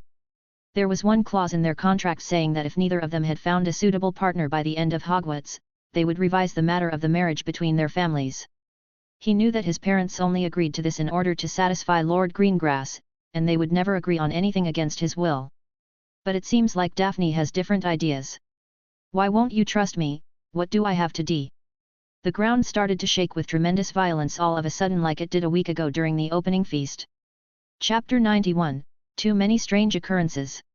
Everything in the room trembled with violence. Harry took hold of Daphne's waist and moved her out of the way as a glass case was about to fall on top of her. Her face became paler as she realized what almost happened. Thanks. A shelf was about to fall but Harry threw a sticking charm to keep it in place. And then, it stopped. The whole thing only lasted around 5 seconds. But Harry noticed something he had missed the last time. This was very different from an earthquake. It felt more like an initial impact followed by a weaker aftershock. Like something had just hit the castle with immense force. Enough to shake its very foundations. It's over, you okay Daphne? He released his grip on her waist and she almost fell down. Is not going to happen again, are you sure it's over? She looked around, trying to make sure that nothing else was about to fall on them. I cannot be completely sure since I don't know what's causing this. This means that this is not a natural event like the headmaster said. Daphne was already suspicious of that. No, there are no earthquakes in this area. And even if there were, the castle's many protections would prevent most of the shaking. Harry admitted. What it is then, Dot? Who knows, I want to go check on my sister, make sure she didn't get hurt. He repaired the case and prepared to leave. Ah, right.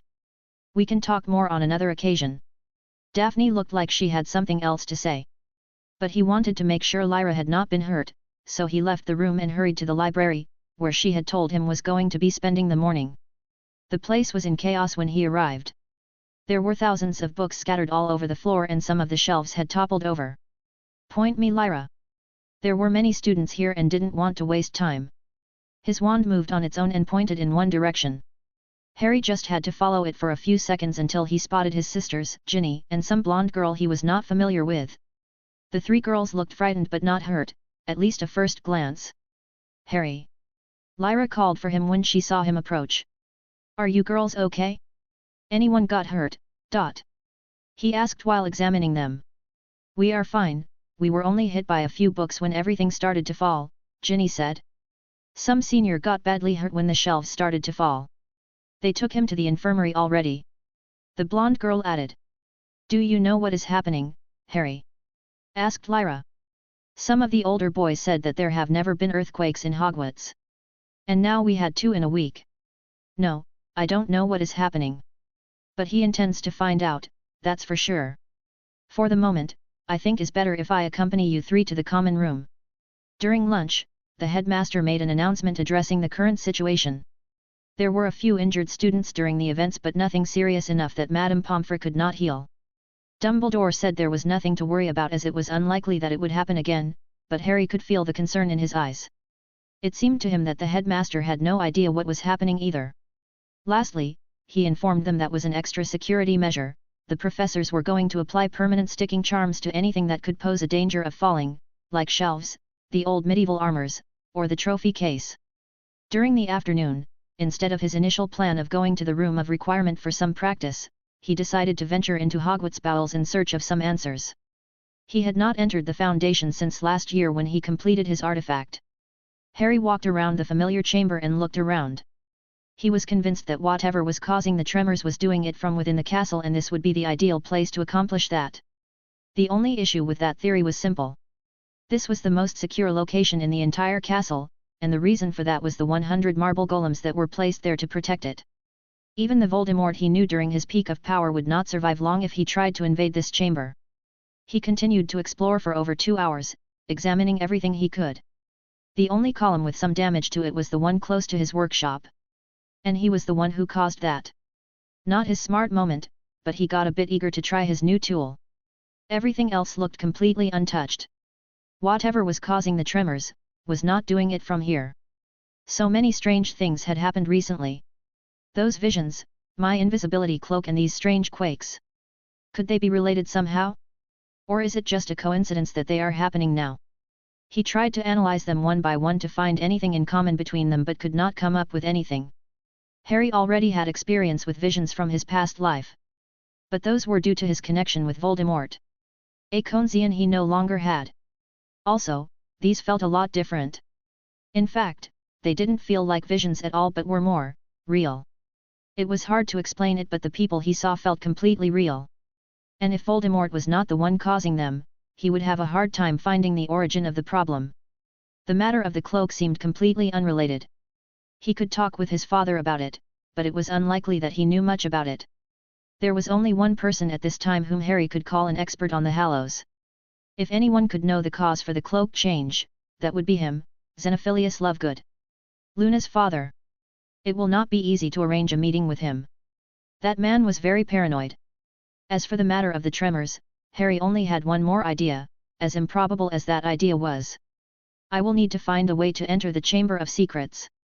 Chapter 92, Mischievous Creatures. Welcome to my wondrous class, it is I, Gilderoy Lockhart. Lockhart announced from the top of a balcony that overlooked the entire classroom.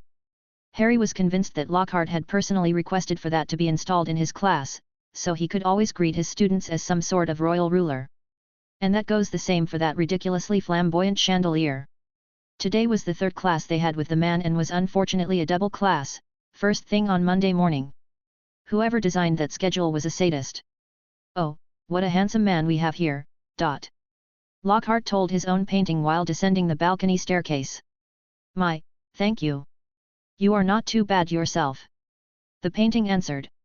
Are we going to do more of those quizzes about you, Professor? One of the students asked. Oh Merlin, please no. Harry heard Parvati muttering from the seat behind him. What's wrong with the quizzes, I like them. Hermione looked confused. Ah, the quizzes. No, today I have something special prepared. Lockhart looked completely oblivious to relieved faces of his students. But don't you worry, there will be many more quizzes about my books and my personal life before the end of the year. He ignored the sounds of complaints and walked to the middle of the class, where they could see something covered with a tarp. Now, I want you all to divert your eyes away from my beautiful smile and focus on this. He removed the piece of cloth, revealing a cage filled with small blue creatures with wings. Ew, what are those things? They are so ugly. Wait, I know these, they are Cornish pixies. They are not dangerous at all. Seamus explained. Lockhart grinned. Very well, Mr. Something. These are freshly caught Cornish pixies indeed. Here are 5 points for Gryffindor. As for not being dangerous, why don't we test it? Please, tell me he is not going to. Hermione did not have time to finish her sentence before their professor opened the cage and unleashed the chaotic creatures upon his unprepared students. Even Lockhart realized that things went a bit too far when a group of them took hold of the boy who lived and started to lift him in the air. No, don't put him on my chandelier, is going to break it. Wait, I can fix this. The professor aimed his wand at the mass of blue creatures. Pesky pixie pestern. He was not allowed to finish his chant because one of the pixies stole his wand and threw it out of the window. Well, that's not good. The professor looked very worried now. Neville continued to scream at the mischievous creatures, leaving him hanging there. I think I have a spell for this. Hermione stood up and lifted her wand in the air. Harry would have been fine with letting her take care of the situation, but then he noticed Lockhart worming away towards his balcony. No doubt he was planning on escaping by himself and leaving his students to their own fate. He would not allow that. After making sure that no one was looking in his direction, he held his wand at his side, pointing upwards. Immobilis. Hermione cast her immobilization charm. Hypnos, Harry spoke his own in an almost inaudible whisper. As Hermione magic reached the pixies and locked them in place, so did Harry's one, which put them all to sleep. However, his spell had one extra target. Hermione, that was incredible! Exclaimed Lavender. Yes, and you got them all. Added Parvati. Professor Lockhart. Some of the students approached the immovable professor. Oh, Merlin, I think he is dead. Someone shouted. It was Granger, she killed him. Some of the girls from Slytherin pointed their fingers at her. I saw her use some strange spell. Another one pointed at her. What? No. My spell was only meant to immobilize. Hermione defended herself. Well, look at those ugly things, they are dead, aren't they? A Slytherin girl poked one of the pixies with her wand. He is not dead, you lot better not be thinking about going into healing magic if you can't even tell that. Harry walked to Lockhart and kicked him. The girls were about to start yelling at him when the professor moved and groaned. 5 more minutes, Mommy. See? He is sleeping. Harry walked away. This class is over, just put those things inside the cage before they wake up. He pointed at the pixies. Who put you in charge, Potter? Malfoy growled. No one, feel free to stay here and wait for him to wake up, Harry answered. Tisk, let's go. Draco started to walk away, but his 2 goons seemed to hesitate for a moment. I said let's go. Draco yelled at them and they finally followed. Harry noticed Daphne stare on him but decided to ignore it. They were not supposed to interact outside of their meetings. He walked to Hermione, who looked very shaken. I didn't mean to do this. It was just supposed to immobilize then. It's okay, Hermione, it was still awesome.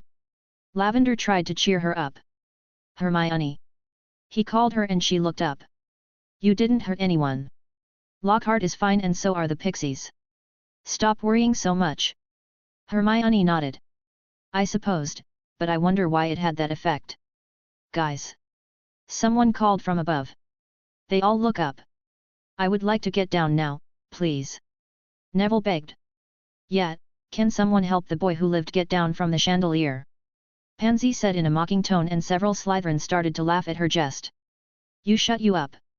Ron shouted. Don't worry, Nev. We are going to get you down from there in a moment. Maybe we should go call a professor. Suggested Parvati. Is okay Neville, I got this. Seamus pointed his wand up. Neville's face went pale. No, anyone but him. Please. Seamus waved his wand around. Wingardium Leviosa. Chapter 93, Quidditch Trial. After classes were over for the day, Harry still had one more appointment. All recruits, line up over there. Oliver told the 10 new recruits for the team. He was quite happy as they normally don't have more than 5. But more importantly, they had 2 candidates for Seeker. Fred and George Weasley stepped forward and started to help with the trials. Those who came to apply for the position of beater, come with us. 5 boys followed them. Alicia Spinnet approached the remaining ones. Chasers with me. 2 boys and 1 girl went to follow her. Harry was left waiting next to the other candidate for Seeker. He looked like an older boy, maybe 5th or 6th year. He had short blonde hair and was severely overweight. To the point that Harry was unsure if the broom would be able to lift him. Those runes clusters have a weight limit after all. Huff, huff. Are you okay? Harry asked when he saw the boy breathing heavily. Fine, huff, just, huff, a bit, tired, he answered with difficulty. We have done nothing yet. Harry looked shocked. Why do you want to join the team? He could not imagine why someone so out of shape would want to join a sports team. After all, there were many better ways to lose weight, if that was his objective. Chicks. He gave Harry a toothy smile. I'm, Daryl, by the way. Harry. Nice, too, dash. Are you guys ready to start? Oliver looked at them with excitement. He was carrying a brown leather box under his arm. Meet, you, Derry ended his previous sentence. I'm ready. Harry had a complicated expression. I'm ready. Daryl eventually said. Great. Oliver glanced at Daryl with a worried expression before looking at Harry. Are you familiar with the rules, Harry? I am Mr. Wood, my father taught me, Harry answered. Just call me Oliver. Yes, your father was a great player from what I heard. Let's get started then. Oliver nodded and opened the box that contained a complete set of Quidditch balls. He then released the clasps on the golden snitch and held it firmly in his hands. The test is very simple. I am going to release this golden snitch and you will both start chasing it, after I give the signal. Oliver then threw it in the air and the little golden ball sprouted a pair of wings before flying away at great speed. He made a short pause before speaking again. Okay, you can get on your brooms and go now. I want you to remember one thing, do not worry if you can't catch it, this is just to see. Before he could finish his sentence, Harry had already mounted his broom and ascended at the maximum speed the Nimbus 1900 allowed. Harry went 100 feet in the air in just one instant and spotted the snitch ahead of him. The ball did not have the time to go too far away because Oliver was not counting on him starting his flight so quickly. Harry willed the broom to move and he soon was able to catch up with the snitch. The max speed of the golden snitch is lower than the average Quidditch broom, it was designed like that to allow players to close the distance. Most of the difficulty when catching the ball came from its ability to make quick 90-degree turns and its reduced size. But for someone with a trained eye and quick reflexes, it was not too difficult to predict its path. Once he got very close to the golden ball, this one tried to get away by making a swift turn upwards. Harry's hand was already there waiting for it. As soon as it touched his palm, he closed it and secured the snitch. The entire maneuver since he took off the ground, lasted almost 6 seconds. George, Fred, and Alicia were yet to start their own trials. The 3 of them were very curious about their potential new seekers, so they decided to wait a bit and observe the test. After all, their chances of being able to compete this year were very much reliant on finding a decent seeker. What is Merlin's? Fred stared up at the sky. Balls. George was doing the same. Looks like we have our seeker, this one is promising. Alicia had a wide smile on her face. Incredible. Oliver was able to get a better look than the others. He saw Harry predicting the path of the golden snitch and placing his hand on its path before it moved. He is a natural. Okay, I'm ready to start. Daryl had just managed to mount his broom. What? Oliver had genuinely forgotten there was someone else trying out for the position. Oh, right. The test is over. Really, that's good, I'm exhausted. Daryl looked around but could not find Harry. The boy left, so I'm on the team. Oliver sighed. This was depressing, but they still needed a reserve seeker and he was the only candidate. You are welcome to the team. As a reserved thought. Good enough. Daryl gave him a thumbs up and collapsed on the grassy ground. He had reached his limit. You are definitely going on a diet. Oliver whispered to himself. Harry landed slowly next to the captain and gave him the snitch. How did I do? You serious? Welcome to the team, Harry. Oliver took the ball back. Did your father teach you those moves? Or, dash. Mate, that was bloody awesome. Fred came running. Oi Fred! You said the whole thing. George complained. Ah, sorry. I got too excited. Fred scratched his head. Harry, right. Alicia got close to him. Say, wanna hang out after practice? I'm sure that Angelina and Kate would love to meet our new teammate. The Middle Eastern beauty gave Harry a playful wink. Whoa, slow down your horses, Alicia. He is in his second year. Oliver reprimanded her. I was just trying to socialize with our new team member. Alicia pouted. Hey, Daryl raised his hand from the ground. I'm free. You know what? I just remembered I have a ton of homework to do, and I need to get started with my trial now, bye. She ran out as fast as she could. Anyways, this year is going to be interesting. Oliver looked hopeful for the first time in a year. Chapter 94, Dueling Club. Harry removed the invisibility charm after making sure no one was around. What are you doing here? None alive at least. Hello, Myrtle. He greeted the annoyed ghost. You know me. She was taken aback. No one bothers to even ask her name anymore. Wait, but you can't be here. This is a girl's bathroom, . But no girls are using it right now, Harry remarked. Besides, I didn't come here to spy on anyone. Then, why did you come here? Harry walked towards the facets at the end of the bathroom. Have you seen this thing open? Or anything suspicious happening in this bathroom? Yes. She exclaimed loudly. I saw something coming out from there. Something with creepy yellow eyes. When did this happen? He already had a suspicion. I don't know, a long time ago, I think. This was before I became, like this. I see, I was looking for something more recent. What about since then? Anything else happened? He asked. She seemed to consider it for a moment but then shook her head. It's all been very boring since that day, and no one ever visits me. This does not disprove that the chamber could be related to the recent issues. He was convinced that other entrances leading to the chamber must exist. He could not imagine Voldemort entering through here, or one of Hogwarts' founders for that matter. Then again, 1,000 years ago, maybe this was not a girl's bathroom but something else instead. He located the one faucet with the snake symbols on it. Open. Nothing happened. Open, now. Why are you yelling at that thing, what a weird boy. Myrtle looked confused. It is as I feared. I don't possess the parcel tongue ability anymore. He had already tested it with some snakes he summoned but still wanted to test it in this place, just in case it did something, as unlikely as that was. He was aware that the ability to speak with snakes was not something he inherited from his family bloodline but a gift he acquired by chance due to his connection with Voldemort. At least, that's what Dumbledore always told him. Now that I don't have my scar, that connection is no more, does this mean that Neville possesses the ability now? That was something he would need to verify. Using Parseltongue was the easiest way to gain access to the chamber. Trying to use brute force will definitely be extremely dangerous. The protections were created many centuries before the Ministry started to regulate the lethality of magical wards, and they were put in place by a man with dubious morals and a great deal of magical knowledge. No, that will be the last resource. He decided. And there may be a chance to verify if Neville is a Parselmouth very soon. This same morning, Lockhart had been announcing the creation of a dueling club, led by him. The first meeting will take place at the end of this week.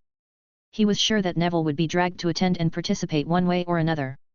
Like they did to me, long ago. Why did I have to come?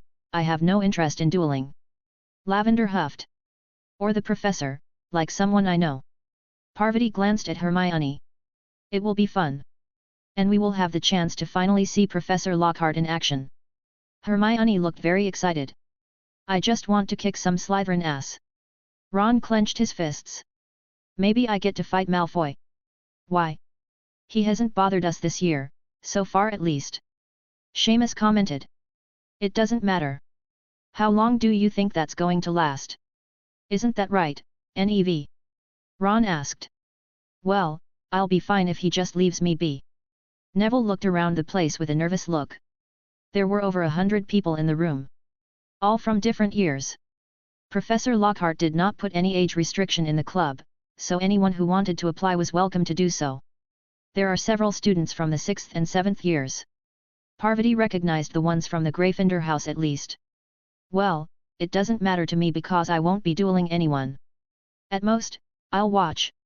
Lavender crossed her arms. I think the actual dueling will be for the older students. Don't you think so too, Harry? Hermione turned to him. I believe you are giving Lockhart too much credit for his planning. He replied. And there is no way that glory-seeking man will miss the chance to use Neville to increase his fame. He felt a bit bad for this, but he was counting on that to happen. Hey! Lyra and Ginny approached their group. Hello, girls. So, you came here too, hey? I hope Hermione didn't drag you into this too. Lavender said. No, we just wanted to see some actual magical duels. I mean, we haven't learned anything interesting yet. Lyra muttered.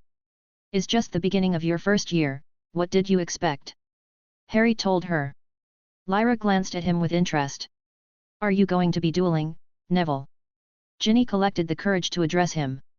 Duel, me, dot. Neville looked startled by the question. I wouldn't know what to do. What, but...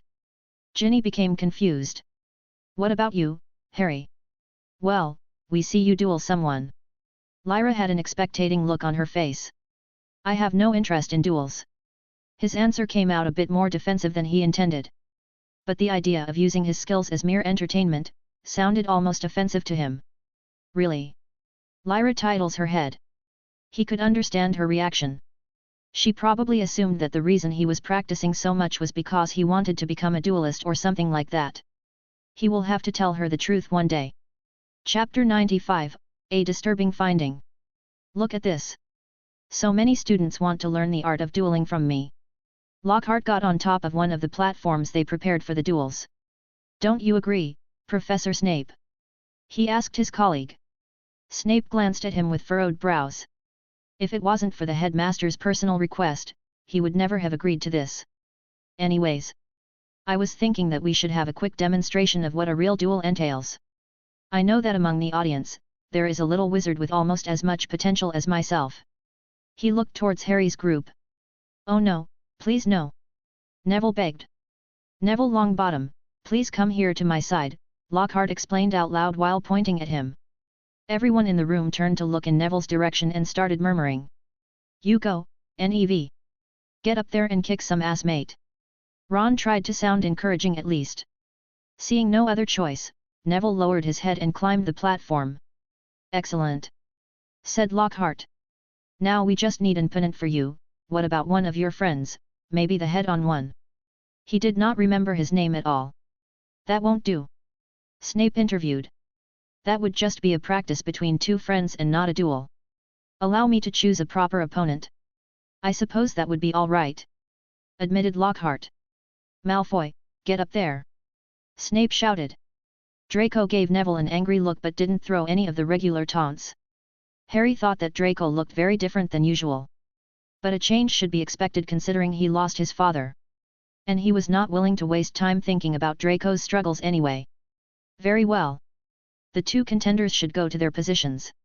Lockhart pointed at the two circles drawn on each extreme of the platform. Once Neville and Draco were in position, he continued. Now you two will give a polite bow to each other, and we'll start when I give the sign. Remember, only school curriculum spells are allowed. Start. Tarrant Legra. Draco called immediately. Neville's legs started to jerk erratically and he almost fell from the platform. Many started to laugh, including Draco. He could have taken the chance to finish him there, but this was not enough for him. He wanted to humiliate him. The Gryffindors are the only ones encouraging Neville. Come Longbottom! Oliver shouted. Neville, you can do it.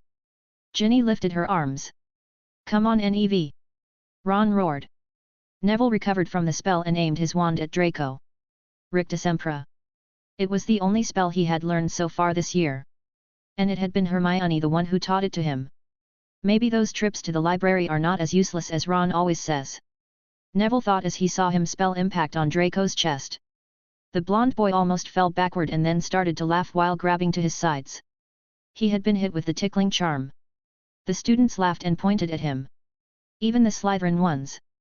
The charm passed and Draco was left feeling very embarrassed and angry. He was going to return the same charm back Neville when he saw his head of the house approach. "This is ridiculous," Snape huffed and got on the platform. "Come here." Draco got closer and Snape whispered something in his ear. They all saw his expression change to one of cruel joy. "Is there a problem, Professor Snape?" Lockhart asked. "Nothing for you to worry about, continue." Snape growled at him. "Is my turn now, take this blood traitor, Serpent Sorcia." A dangerous-looking black snake appeared in the middle of the platform and started to slither towards Neville. "I said school-only spells, dot!" Lockhart exclaimed. Harry's eyes narrowed. This was the moment he's been waiting for. "Come on, Nev, talk to it." "Stay away from me!" Neville cried. But the snake kept approaching. No, that was not Parseltongue. Harry got closer to the platform. He needed to be sure. Unfortunately, Draco's instructions during its summoning were sloppy and the snake quickly lost interest in Neville and turned to some other boy from Ravenclaw. "What? Stay away from me!" The boy took a step back. Harry had no choice but to intervene. He got in time to cast a silent mild compulsion charm from amidst the crowd. This was enough to turn the snake back to Neville. "Sorry Nev, but I need to be sure." Harry felt bad for doing this, but this was too important and he only incited the snake to move, not to bite. Neville was petrified in fear. He stared at the approaching snake. "No, please. I don't like snakes." He screamed and recoiled backward until he tripped and fell on his butt. "Don't you worry, I'll take care of this." Lockhart pulled out his wand and waved it at the snake. "Serpentu evanesci." Lockhart threw his misspelled charm at the snake and this one flew in the air for a few seconds before landing painfully on the platform again. Still alive, but a lot angrier now. The mild compulsion was now gone, so the snake turned to its closest target, who just so happened to be Harry. Snape was about to banish the snake. After realizing that Draco had summoned a highly venomous species. But when he saw the snake turn to Harry, he hesitated for a moment. Harry was not paying attention to any of this now. His mind was in turmoil. How can this be? He is not a Parselmouth. But he has the scar, he must have the connection too, then why? He had the feeling he was missing something very important. A key difference between the past him and the current Neville. "Harry!" He heard someone call his name. Then he noticed a snake head on his right hand. He had crushed its skull without thinking. "Oh! Vipera evanesca!" Snape hurried to remove the now dead snake. Harry felt the stares of everyone around him. Stares of shock and fear. He was familiar with those. "Excuse me." Harry turned around and forced his way through the crowd. "Potter, wait!" He heard Snape call for him but ignored him. He also ignored his sister, Hermione, and the others. He needed some time alone, some time to think. Chapter 96, The Disturbing Truth. He rushed into the room of requirements and sealed the door. Harry's mind raced through the possibilities, but there was one thing that bothered him the most. Why is his scar different than mine? What did I have that he didn't? The events on that crucial Halloween night, the one that turned them into the Chosen One, were similar but also very different. Voldemort invaded their homes and killed their parents, but only in Harry's case, Voldemort died. Except he didn't truly die and his soul remained tethered to this realm by his Horcruxes. Why did he only die with me and not with Neville? What prevented Voldemort from killing him was his mother's magic. The protection she unknowingly cast upon him at the moment of her death was what ultimately defeated the Dark Lord that day, and left him with his cursed scar and his connection with that man. That was Dumbledore's theory, but he could not come up with anything better either. Neville had definitely similar protection, otherwise, he would have never survived that day. But for some reason, his was slightly weaker. It was not enough to completely destroy Voldemort but to leave him severely injured instead. Neville still received a similar scar on his forehead, similar but not the same. This single difference created a big change in future events. But why? Why was my scar different? Why did it create that link between us? Why did I feel pain every time he was close to me? Harry realized then, that the answer had been in front of him all those years. Because he died, in order to create a Horcrux, one must commit the vilest of acts. Even if it is the murder of oneself, he made me a Horcrux. This realization came soon followed by a much terrible one. For all these years, they always wondered how Voldemort came back after being killed at the Battle of Hogwarts during his 7th year.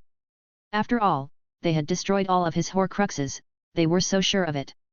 Is all my fault, if I had died that day?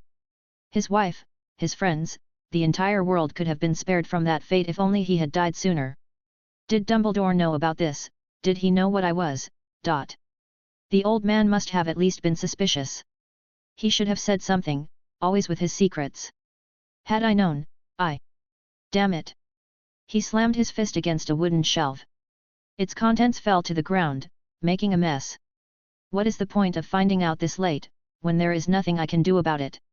Harry remained inside the room of requirements for hours, breaking stuff or sulking.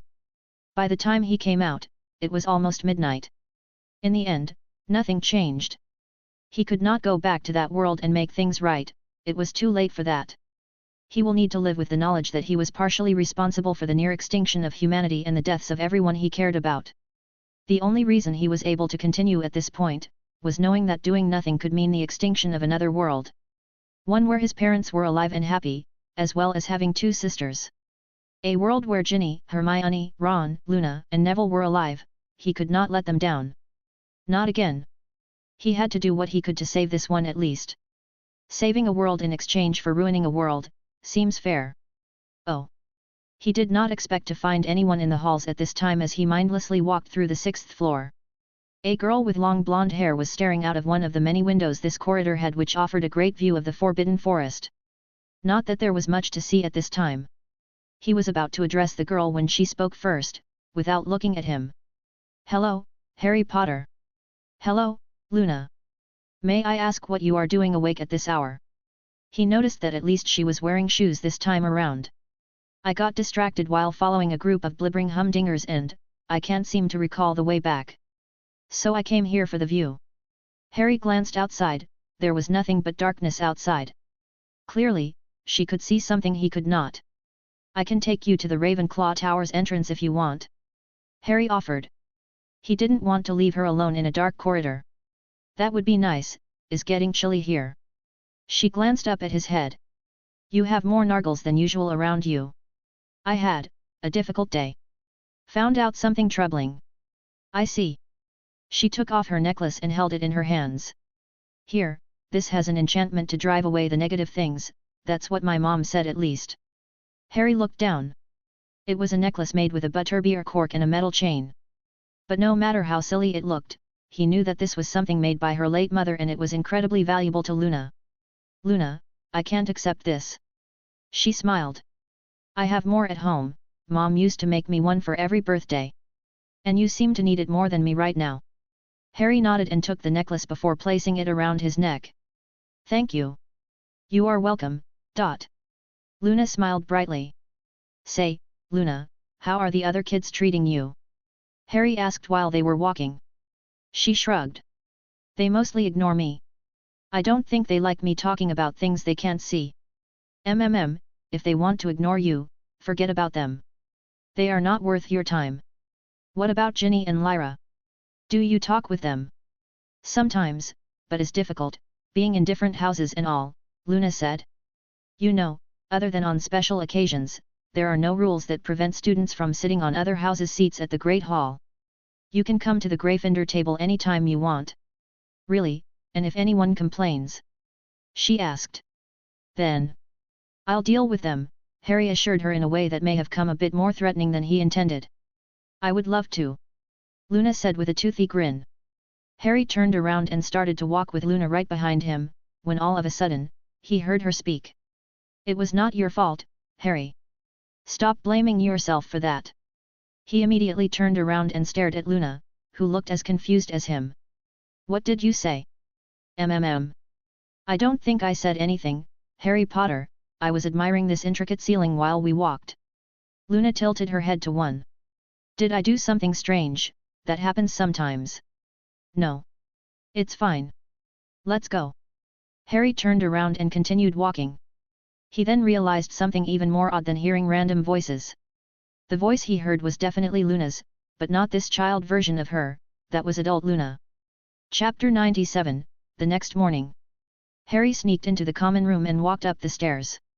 As expected, all of his roommates were fast asleep. He felt very tired already, but there was one thing he had to check. I need to make sure. He walked to Neville's bed and held his wand. Harry had no doubt that Voldemort had also created the Horcruxes in this world. Lucius Malfoy confirmed to had the diary for years before it mysteriously disappeared. Like the Ravenclaw tiara that was supposed to be in Hogwarts. He could assume the rest of them had disappeared too, but maybe he could visit the cave during the summer. In any case, now that he knows that he created them, there is a chance that Neville. What am I going to do if he turns out to be a Horcrux? Can I bring myself to kill an innocent boy? Stop. Don't get ahead of yourself. You don't know yet, and still, there could be other ways to remove it. He calmed down and pointed his wand at Neville's forehead. The skin he was performing was designed to detect dark magic. Is not meant to detect Horcruxes specifically, but he figured the results would be at least strange if such magic was in there. He repeated the scan 2 more times to be sure. Neville's wound was a cursed scar, he had no doubt of that. This is a common occurrence with wounds inflicted by dark magic, it often leaves a residue that prevents it from healing completely, unless is removed. This would make sense if he was hit with a killing curse like him. But other than that, there was nothing. It was just a normal scar. He was able to breathe in relief. Harry. He must have been a bit too loud because he awoke Neville. At least the boy was still asleep enough to not notice his wand or wonder what he was doing next to his bed. Hi, Neville. I just got back, sorry for waking you up. Where were you? Professor McGonagall was looking for you. And also Hermione, your sister, and the other girls. They were all worried after what happened. He had forgotten about that. It seems like tomorrow I'll have a lot to deal with. I just needed some time alone, Harry said. Well. I'm glad you are fine. And thank you. Harry glanced back at him. Thank you for what? For saving me, of course. I thought I was going to get bitten by that scary snake, until you stop it. It was very cool. Neville said with admiration. Let's hope McGonagall also thinks it was cool. Right, you are welcome. Let's go back to sleep, shall we? He was not looking forward to the next day. In the early morning, Harry felt the gazes of the school on him as he made his way to his table in the Great Hall. How nostalgic! He thought. Harry. As soon as he sat down, he was surrounded by girls. This would usually be a good thing, but not when they are angry. What was that about? Where were you? Why did you leave like that? How did you kill the snake so easily? Yeah, can you teach me that? Can you guys slow down and ask one at a time? He requested. Then, Mr. Potter, allow me to go first. The voice of Professor McGonagall came from behind him. After you are done with your breakfast, I will need you to come to my office. I trust you know where it is. Harry nodded. Excellent. She turned around and walked away. Oh, this is not good, Harry. What if this goes on your permanent record? Hermione said with concern. Crushing a snake with one hand? I want that in my permanent record. Ron exclaimed. So, Harry. Lyra sat next to him. Is everything okay? I'm fine. Just needed some time alone. He did not want to drag this conversation. But, you never came back to the dorm, we waited for you. Ginny said. He did come back. I think it was around midnight. Neville added. You were wandering around the castle until midnight? Lavender asked. Harry, that's against the rules. Hermione looked outraged. That must be why Professor McGonagall asked you to her office. That, and the snake thing. Parvati pointed out. Yeah, that was very cool. Seamus joined the conversation. Can you teach me that? I want to crush snakes like that too, ... Ron requested. You should have seen the face Professor Lockhart was making, he was so terrified of you. Ron chuckled. That's not funny. We were all startled by that snake. I can't believe Malfoy got away with no punishment after using a spell like that. Hermione said. I'm sure I saw Professor Snape whispering to him. He was probably the one who told him to use it. Lavender said. That wouldn't surprise me, he doesn't like Neville, Seamus said. That's because he broke most of his cauldrons. I think this was something else. Parvati commented. He doesn't like anyone from Gryffindor to be honest. Lavender pointed. So, Harry, can you teach me to kill a snake like that? Ron looked at him with interest. No, said Harry. Oh come on, don't be stingy, Ron whined. I did that without thinking. It was just a reaction to being startled by the snake. Harry explained. It wasn't completely a lie, that was just an involuntary reaction. His mind was somewhere else. Ron said with disappointment. I wish it was me then, everyone is talking about you now. You got lucky then, that was a black mamba. A very venomous snake. Parvati had studied a lot about reptiles, it was a secret hobby of hers. Harry was smacked on the shoulder. The next time don't just run out like that, you had me worried. Lyra looked serious. I'll keep it in mind, Lyra. By the way, did something interesting happen after I left? He wanted to change the topic away from himself. Ron got excited. You won't believe it. Snape kicked Lockhart's butt in a duel. Yeah, that was the best part of the day. Seamus added. It wasn't like that. Hermione claimed. Professor Lockhart was just demonstrating how to react when you are hit by the disarming charm. By flying away and falling on his butt. I don't know, Hermione. Lavender frowned. I agree. He is not as magnificent as my mother always says. Ginny commented. Chapter 98, Detentions and Engagements. Take a seat, Mr. Potter. Harry heard McGonagall say after entering her small office. He also noted the figure of Snape standing next to her desk with his usual unpleasant expression. He ignored his looks and sat down in front of Professor McGonagall. First, I would like you to clarify what happened yesterday during the dueling club. She asked. Harry gave her the same excuse he offered to his housemates. He got distracted and the snake startled him. So he reacted like that, got nervous and ran away. You expect us to believe that, Potter? You crushed that snake's head with your hands. You must have done some dark magic, maybe a ritual. Snape narrowed his eyes while looking at him. Severus, that's enough. Also, that is a very serious accusation to throw around with no evidence. Don't forget what James Potter's job is, he would not delve into that kind of magic. And I did not call Harry here for that. McGonagall reprimanded the potions professor. He must be punished at least. He is as arrogant as his father. He leaned forward to get his face closer to Harry in an attempt of intimidation. Severus, this has nothing to do with James Potter and your rivalry with him. And let's not talk about the fact that it was you, the one who instructed young Malfoy to use that spell. What were you thinking, summoning a venomous snake in front of 100 children? That wasn't. Snape stood straight and coughed. It was not meant to be a venomous one. Draco must have done something wrong during the summoning. Regardless. She turned to look at Harry. My reason for being upset, if not about that, Mr. Potter, is for what you did after. You ran out of the classroom without saying a word, you disappeared completely, making everyone worried, and you broke the curfew when you did not return to your room before 9 p.m. What do you have to say about it? Ah, that, I have no excuse for that, I just wanted to be alone for a bit. Harry could not reveal his real reason for being upset. He couldn't exactly say, well, you see, Professor, I just discovered that I may be partially responsible for the end of an entire world and the deaths of all my loved ones. That fact will always weigh on him from now on, but he decided to continue on despite all of that because there are people here whose lives may depend on his future actions. He could not fail again. Then I have no other choice but to give you detention, said McGonagall. Leave him with me. A month of cleaning cauldrons with his bare hands will teach him some humility. Snape grinned. The usual punishment for skipping curfew is 3 detentions and 20 points loss for the house of the student. She reminded him. And so, 20 points from Gryffindor and you will have 3 detentions with Professor Lockhart since this happened during his dueling club. Harry made a disgruntled expression. I have to spend 3 detentions with that man, a month cleaning cauldrons almost seemed better. You will start your detentions this afternoon. Then another one on Sunday and the last one on Monday. Be at his office at 5 p.m., don't be late. She told him. Yes, Professor McGonagall, may I leave now? You may.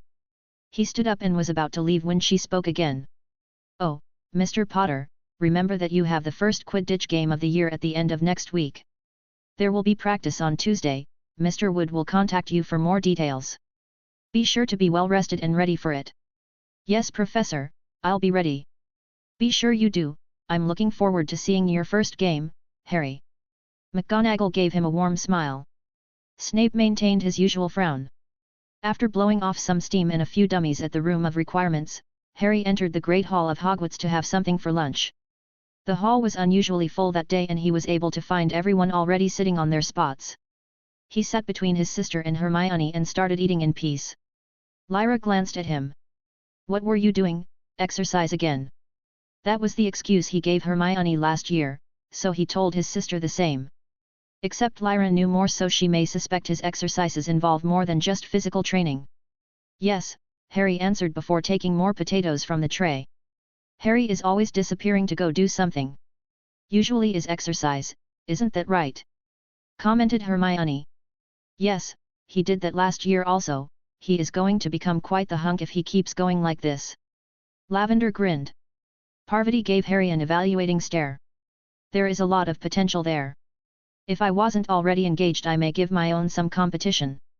Stop that, Dot! Hermione exclaimed. Wait, you are already engaged. You never mentioned that. Parvati shrugged.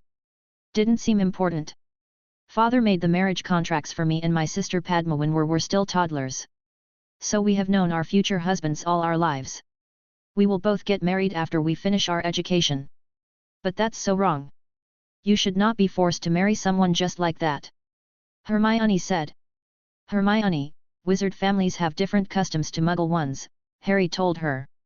For Muggles, this may seem barbaric and outdated, but old wizard families put a lot of value on old traditions. That's correct, Parvati said. My family is very traditionalist. And, I don't dislike the fact of being engaged. Having my future already planned means that I don't have to stress myself and worry about it. I'm actually looking forward to my life after Hogwarts. But what about your career? Is there nothing in particular you want to do? Asked Hermione. If you ask my sister, she would probably tell you something else. But for me, not really. I just study enough to keep my grades decent, but there is nothing in particular I wanted to do. Parvati answered. Hermione looked at Lavender. What about you, are you engaged too? Nope, my parents aren't that traditional. So I can date whoever I want, well, in the future. Lavender gave her a grin. Hermione turned to the other side and glanced at Lyra and Ginny. I'm not engaged, of course. Ginny glanced at Neville for a second before looking down at her plate with a blush. Me neither. I don't know about Dad, but Mom would never allow us to be engaged this soon. She is a Muggle born like you, Hermione. Lyra said. But for a while, I thought they had made a contract for Harry. She added. What, Harry is engaged? Hermione and the other girls became shocked. Chapter 99, Changes in the House of Snakes. You are engaged? With whom? Both Hermione and Parvati leaned forward while staring intensely at Harry. How did I not hear anything about this until now? Lavender looked almost offended. You did not hear my sister correctly. Harry decided to interrupt them and clear up the misunderstanding before a rumor started to circulate over the castle. Our family made a contract with another family. I cannot speak about the contents or which family was the contract made with. But it is not a marriage contract. Yes, that's what I was about to say, you didn't let me finish. Lyra tried to fix it. When I learned about it, I thought it was marriage for Harry. My bad. Oh, so it was just a misunderstanding, how boring. Lavender pouted. So my own still has a chance. Parvati said out loud. Stop with that already. Hermione frowned. Is okay Hermione, she was just teasing you. We know you like Professor Lockhart anyway. Lavender commented. I just respect the man, that's different. She quickly defended. You can't do this to me, Dot. The shout was loud enough to be clearly heard from the other side of the Great Hall, where the Slytherin table was located. What was that? Ginny was startled by the sudden shout. Looks like there is some drama over the snake nest, Dot. Lavender said with interest. That was Draco Malfoy, but who is he yelling at? Asked Parvati. I know her, that's Pansy Parkinson. Hermione looked troubled. She is not, very nice to say the least. Don't make a scene, Draco. Pansy had her arms crossed while looking down at the angry boy. Behind her were two boys and one big girl. Draco, stop embarrassing yourself. One of the boys said with a mocking grin. Don't even talk to me, not. You traitor! Draco shouted. Or what, are you going to tell your father? Not made an ops gesture. My bad. That's it. Draco pulled out his wand. Theodore Knott and the other boy to his side, the one called Blaze Zabanai, did the same. If you want a duel, we can humor you, Draco, Zabanai told him. Enough. Professor Snape was angrily walking towards the students. Put those wands away, now! He shouted.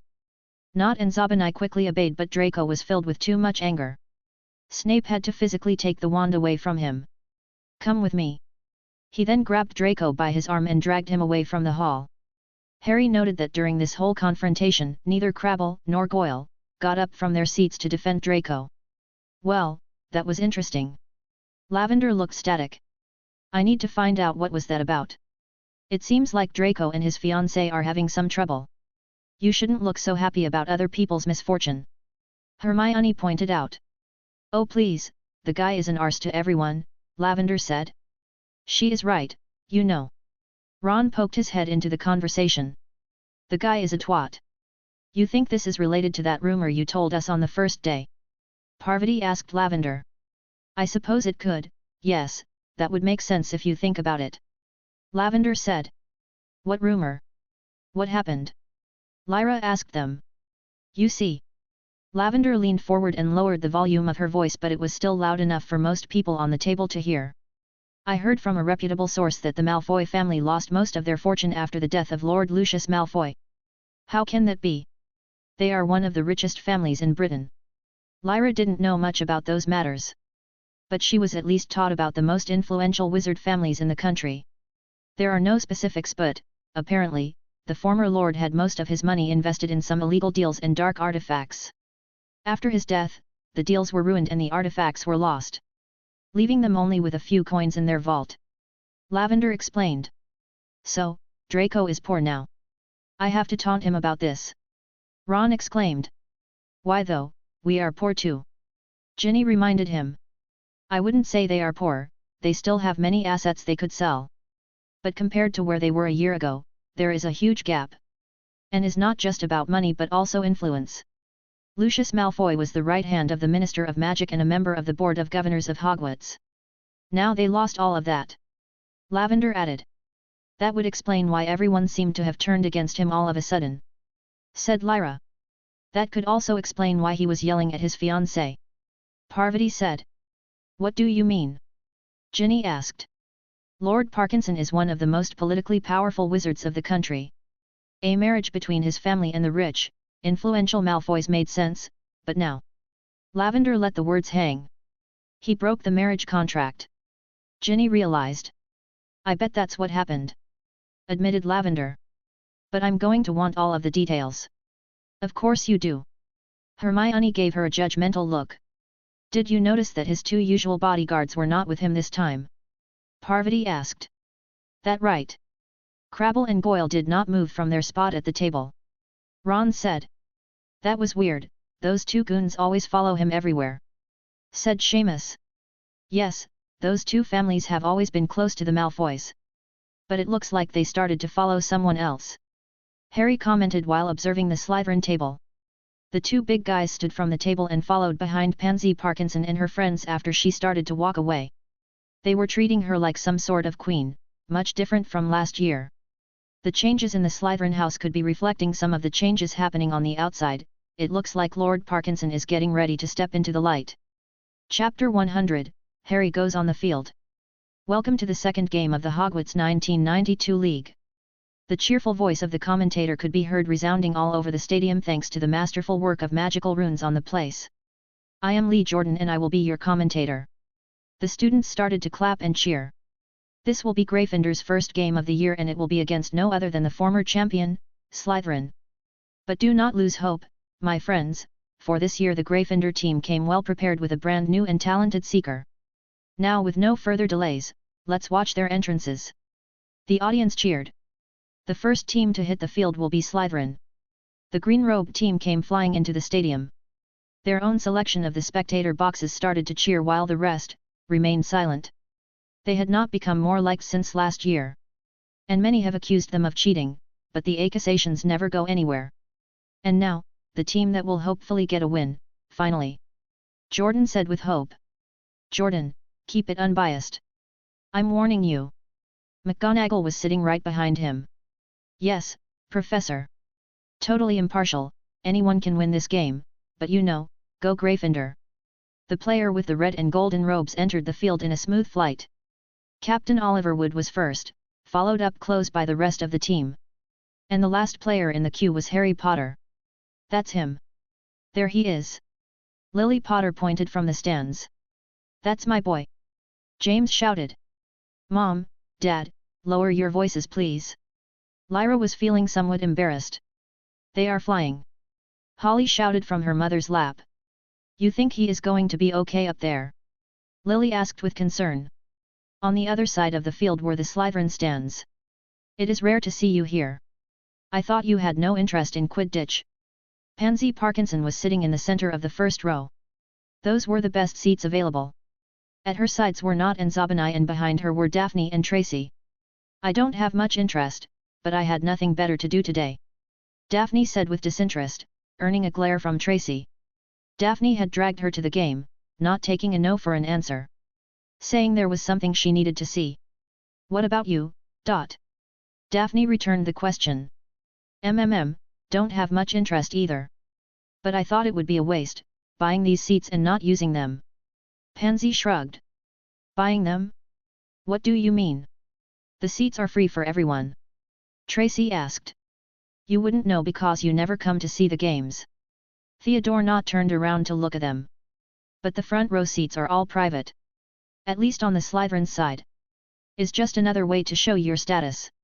And you know who was the owner of these 3 seats? Zabinai had a cruel grin on his face. I can already guess. Daphne gave Pansy a passing glance and the girl had a satisfied smile on her face. Malfoy, right? Tracy asked. Yes, Lady Malfoy took my father's first offer without question. Pansy chuckled. Can you believe that he tried to enter the team this year? He wanted to be a seeker. Theodore Nott commented. Like they would let a second year with no experience in the team, he must have been dreaming that his daddy was still on the board of governors. Zabinai joked. And now he doesn't even have a place to sit and watch the games. What a loser.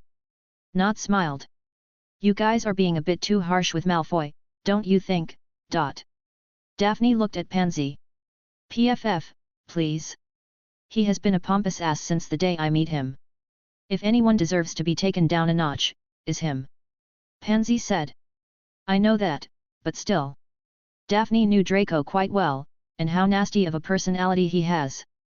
But she didn't like kicking someone who was already down. After how he treated me last year. He deserves at least this, trust me. Pansy told her. Daphne had no retort to that. He was awful to her last year, there was no denying that. She is right, Daphne. Don't waste your time defending that guy. And instead, watch this game that you had so much interest in. Tracy's comment did not go over Pansy's head. Oh? So you did have a reason for coming here. Pansy gave Daphne an intense glance. You obviously have no interest in the game, could it be one of the players then? Shut up. I have nothing else to say. Daphne crossed her arms and sat back down, ending the conversation right there. Pansy smiled. How interesting. Daphne gave her friend Tracy an upset look. Sorry. Tracy whispered to her friend after realizing her slip of the tongue. Meanwhile, the players had all flown into their positions and Professor Hooch was about to give the signal for the start of the game. The Bludgers were released first, followed by the Snitch, and finally, the Quaffle was thrown in the air. Right then, Professor Hooch used a loud whistle to signal the start of the game. Here we go, Dot! Jordan shouted on his mic. The first game between Gryffindor and Slytherin has started, go Gryffindor! Jordan! AN! Remember to comment, vote, and / or leave a review if you have the time. Those things help me a lot and I would really appreciate it. You can support me on Patreon if you like and get 10 advanced chapters. patreon.com/kriogenix. Thanks for listening.